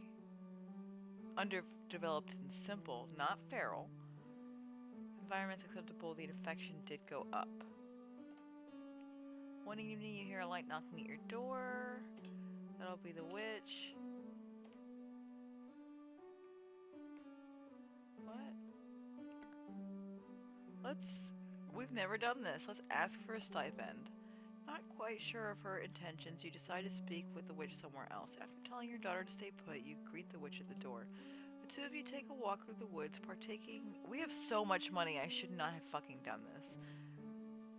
Damn it. Partaking in light conversation, you decide that you feel comfortable asking the witch for a stipend, something to help raise this child. She shows her acceptance, handing you a small parcel of coins. The next clearing, she takes her leave in a seemingly random direction. The decision being made, life continued. Okay, so we don't have a witchy familiar bond, and our parent recluse is super well off. If that guy shows up, we might be able to pay him off. One day you wake slightly earlier than usual. I think this is where we can get the fairy familiar. Be interesting to have lots of money, no debt to the witch. Weird to have those things at the same time. And the fairy familiar, but I can't read. One day you wake slightly earlier than usual. In your somewhat somnambulant state, you hear an ethereal croon originating from your garden. Yeah, this is the fairy.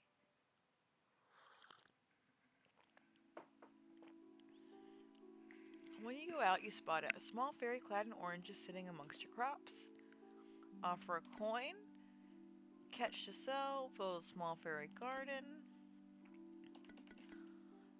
So I just don't know if I should offer the coin.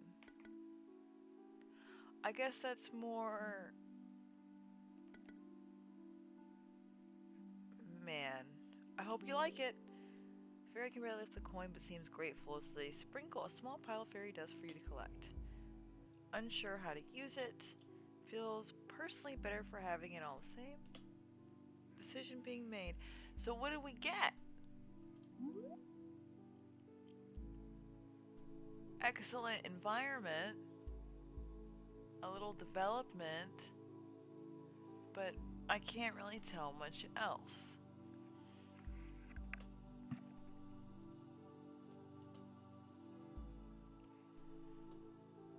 What are you? Are you gonna be a repeat? just says orange mushroom.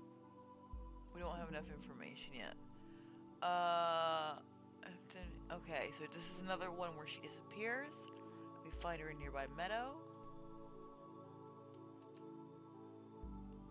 Continuing. Okay, at your approach, she turns and grins at you excitedly before continuing to approach her surroundings. Sit and watch her play. We can buy her a present. Oh, we can sit and watch her play. We have a lot of money. Let's do that. Today feels like a momentous achievement, so you tell your daughter you're going to the village to buy her a present. She jumps up and down excitedly, and the two of you head back to prepare for a trip into town.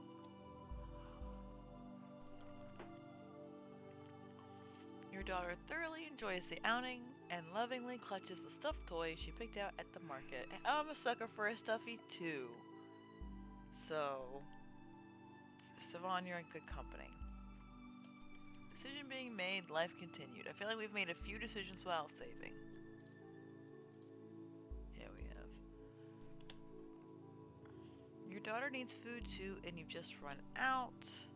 We should just buy some. Or we could just go collect. We don't really have a lot of stamina.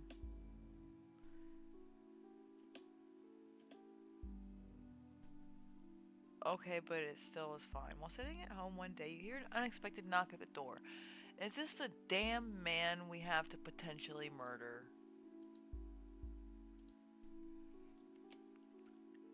Ugh, it is.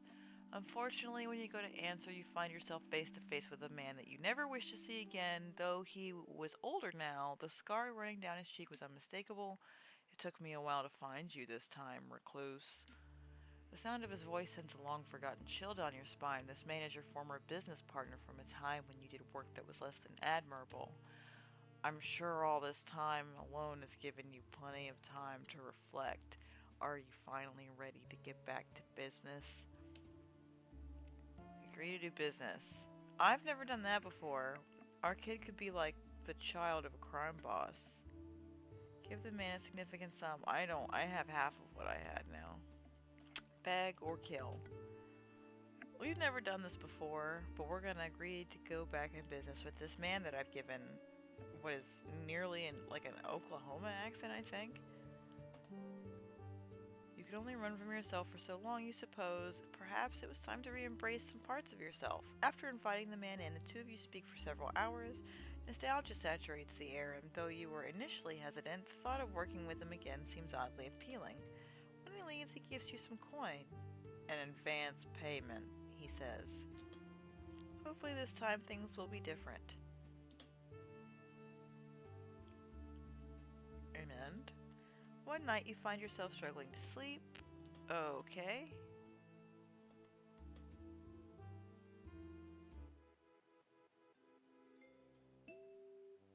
Whoa. And a new beginning. Telling the recluse you were scared a little. We got 2 colors on this playthrough because we've just unlocked brown.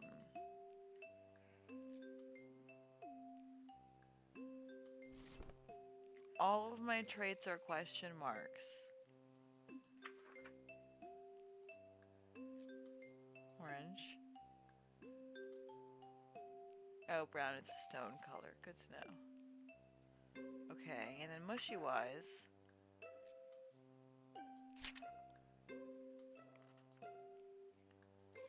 I feel like the soundtrack is telling me that this is not necessarily a good kind of mushroom, but I guess I was trying to get different results. So, oh, it doesn't fill out which mushroom it is for a while. We're a great little brown mushroom, a stunted mushroom, too small and nondescript to have much use. Unidentifiable. You never got big enough to fully identify. Uncertain. You're a little different every day, and that's okay with you. Incompetent. You are, unfortunately, just not very good at much of anything. Underdeveloped. You didn't receive proper care and grew into a stunted adult. Loser. People can tell just by looking. Cries often. You find it difficult to contain yourself. Oh no. So I have no stats. I have some tokens and I have a lot of nopes. And a loving parent. No, nothing with the witch. Damn. Okay. Let's save this weird turn of events.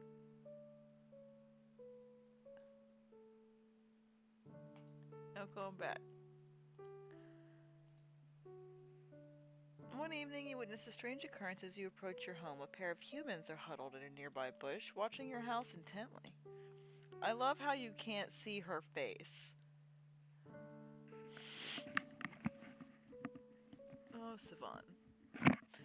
Eyes locked on the strange abode, they don't notice your approach. It appears they are here to spy on you. You, in turn, find a wooded spot nearby to sit and observe the pair. They don't appear to be armed, but carry large oblong packs and travel gear. How strange. After several minutes of observation, you consider what to do about the humans. Just walk up and greet them. Wait for them to leave. We're gonna go say hi. Oof! Finally, deciding they don't pose a threat, you casually walk up to the pair. Up close, you get the impression these are academics, field researchers. They don't even notice your approach, and after a long moment of standing awkwardly, you clear your throat. Well, what the? One yells suddenly, and the other researcher steadies themselves, having nearly fallen over. The creature, it's really here. Two suddenly break into a frantic discussion with each other, and you struggle to even get a word in. We should leave, one insists, before the witch finds us. The researchers pack their things, and you feel somewhat forgotten now that they are suddenly very interested in leaving. You should head out too, a researcher calls out to you. Practically an afterthought, the witch will begin her hunt soon. What? What a strange encounter, you find yourself thinking later that night. What do they come here for? Why do humans live in such mortal fear of the witch? Something happened, but I can't see my stats. With your mind buzzing with questions, you retire for the night. Just as you are about to return home, an unfamiliar type of tree catches your eye. It is lovely. Let's make a save here, because we don't know what's about to happen.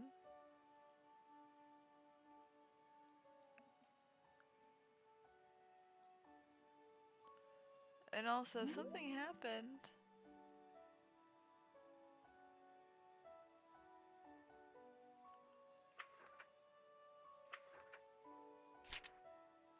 I don't know. We got like a little object floating thing. It was the scribbles, and I don't know what it means. Plump pink-orange fruit stangle. So it's a peach tree?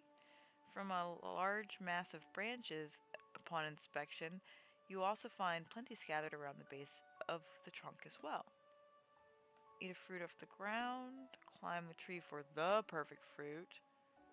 We want the perfect fruit. Hello.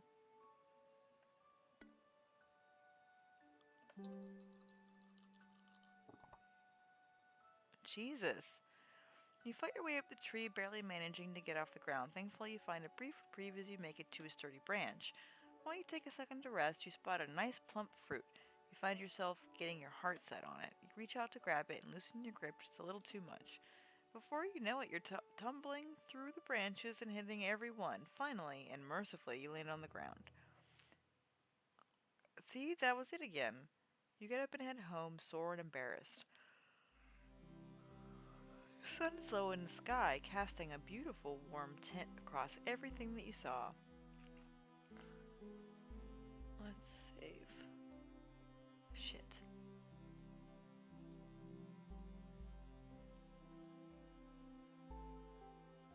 Ooh, okay, we're gonna do one of the sleep ones again. Today is a particularly beautiful sight, blossoming fruit trees and the wind blowing through the grass. Your eyes feel heavy and suddenly you find yourself falling into a deep sleep. In your dreams, you're sitting on a tree branch. There's a flute playing somewhere. Okay, we're gonna have to make this decision again. We have to remember that flying is wasting it. We sang and did not get a lot of response. One of the questions is, where do you go when I go to sleep? And I don't remember if I've asked it before. Oh gosh, excuse me. Then suddenly the flute is next to you. Attached to it is the vague shape of a woman.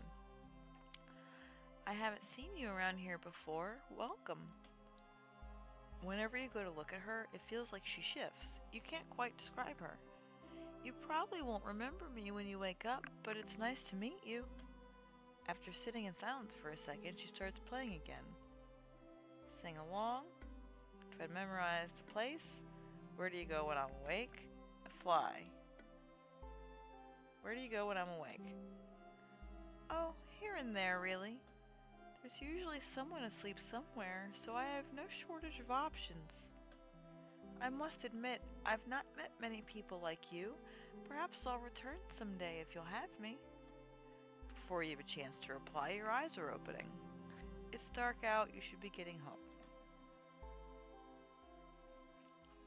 I'm gonna save because she finally, spoke.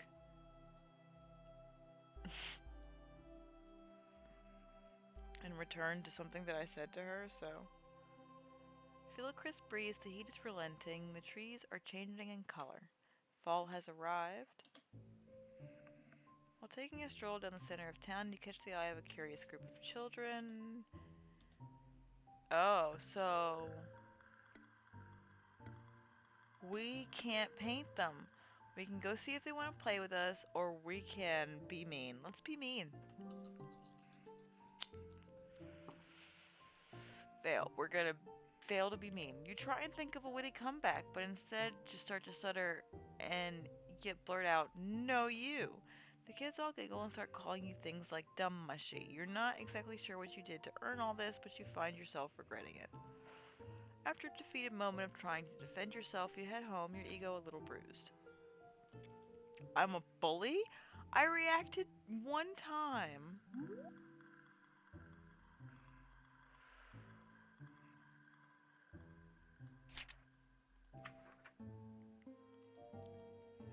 You are known to be mean to children.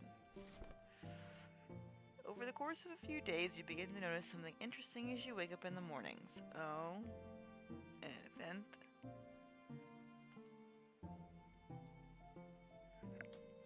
You're always just a little bit dirtier than you were when you went to sleep. One day you awake and look in a mirror. There's blood on your chin. It couldn't possibly be yours, but you are unsure what to make of this at first. But then it happens more often. You awake with partially eaten beef strewn around the room. Then your sleep starts claiming more and more of time of the day. You wake later and later. Are we becoming a vampire? Finally, you realize something. There is some large part of you that wants to be free, not restrained like your current situation. You don't need a home like humans have. You're simply not human. For a long time, you have grappled with this, realizing that you're different from those around you in what you had assumed were inconsequential ways. But you're wrong, aren't you? You're incompatible with human society, with living like a human. Tonight, you would skip the middleman. You would fall asleep in the woods, not just in your little hut, but in nature. Sure, so you do. Your life in the woods, without the pretense of trying to resemble something you're not, feels like breathing. You think you'll like it here. Really? Great little brown mushroom. Let's see what changes. Ending. Finally free. At least it's a new ending. You've freed yourself from the tethers of the human world. So that's a new ending. 3, 2 fallen daughters. Who's fallen? Does it count as fallen to be finally free?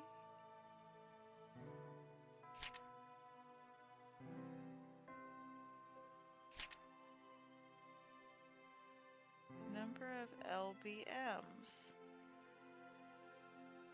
What is an LBM?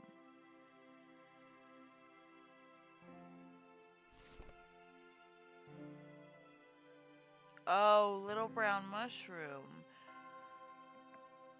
No humanity whatsoever. So I guess that's when they like mule out, essentially.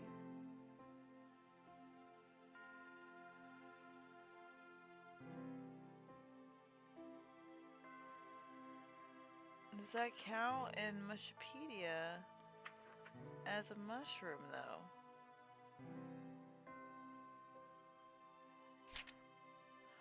Oh, it's the top one.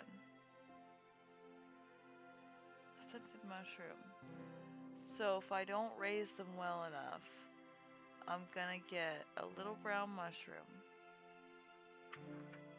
But I only get a reward for it one time. There's also something else that's gonna be too short to see. Wow. Okay, well. That was fucking incredible, like it always is. And I really appreciate the makers of this game for it being so incredible. It is available either for free or name your own price on itch. The version that I am playing is that version. You can also wishlist the full game on Steam. I believe that the full game will also be available on itch, but that they're just not capable of wishlisting it in that way. Feel free to follow me on Twitter, here on Twitch, and on YouTube at Kami Spriggan. And if you are enjoying the streams, feel free to tip me. ko-fi/Spriggan, Spriggan, just my name, no Kami. If you follow me on Twitter, I'm sure you know that I've been having a really rough winter with the electric bill, and the weather's finally heating up, and I'm trying to get caught up. I have, I think, a little less than a week to come up with around $350 to, I'll be total, that's everything that I would owe from December. No, I paid December, from January and like a little bit of February. And that puts me with a clean slate with whatever bill I get at the end of this month. And like I said, it's been getting warmer, so it'll be smaller and more manageable. So if you'd like to help me pay my electric bill off from the winter when I was prioritizing the rent over the electric, go to my Ko-fi, please, or go to Twitter. My pinned has all my donation links. Even if it's just $5 or $10, you know, I use electricity to stream in more ways than one, so it does genuinely help. And if you can't, just you showing up and being your lovely self definitely is also very appreciated. I adore you, darlings. Cats and kittens, do something nice for someone else without expecting anything in return, and expect others to treat you with respect and consideration within reason.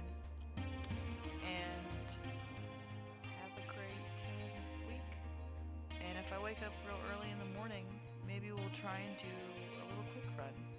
It looks like it counts the amount of little brown mushrooms you get, so perhaps we can use that to try and grind some quick of the endings, because there's so many, and I really just got "you grew up, congratulations" like 5 times. So now that we've ascertained that we actually need the rolls to not go great all the time, our next few streams are definitely going to be different. So alright, darlings, get some rest, drink some water, take care of yourself and everyone you love, and I will see you later on. See, you'll hear me. Good night.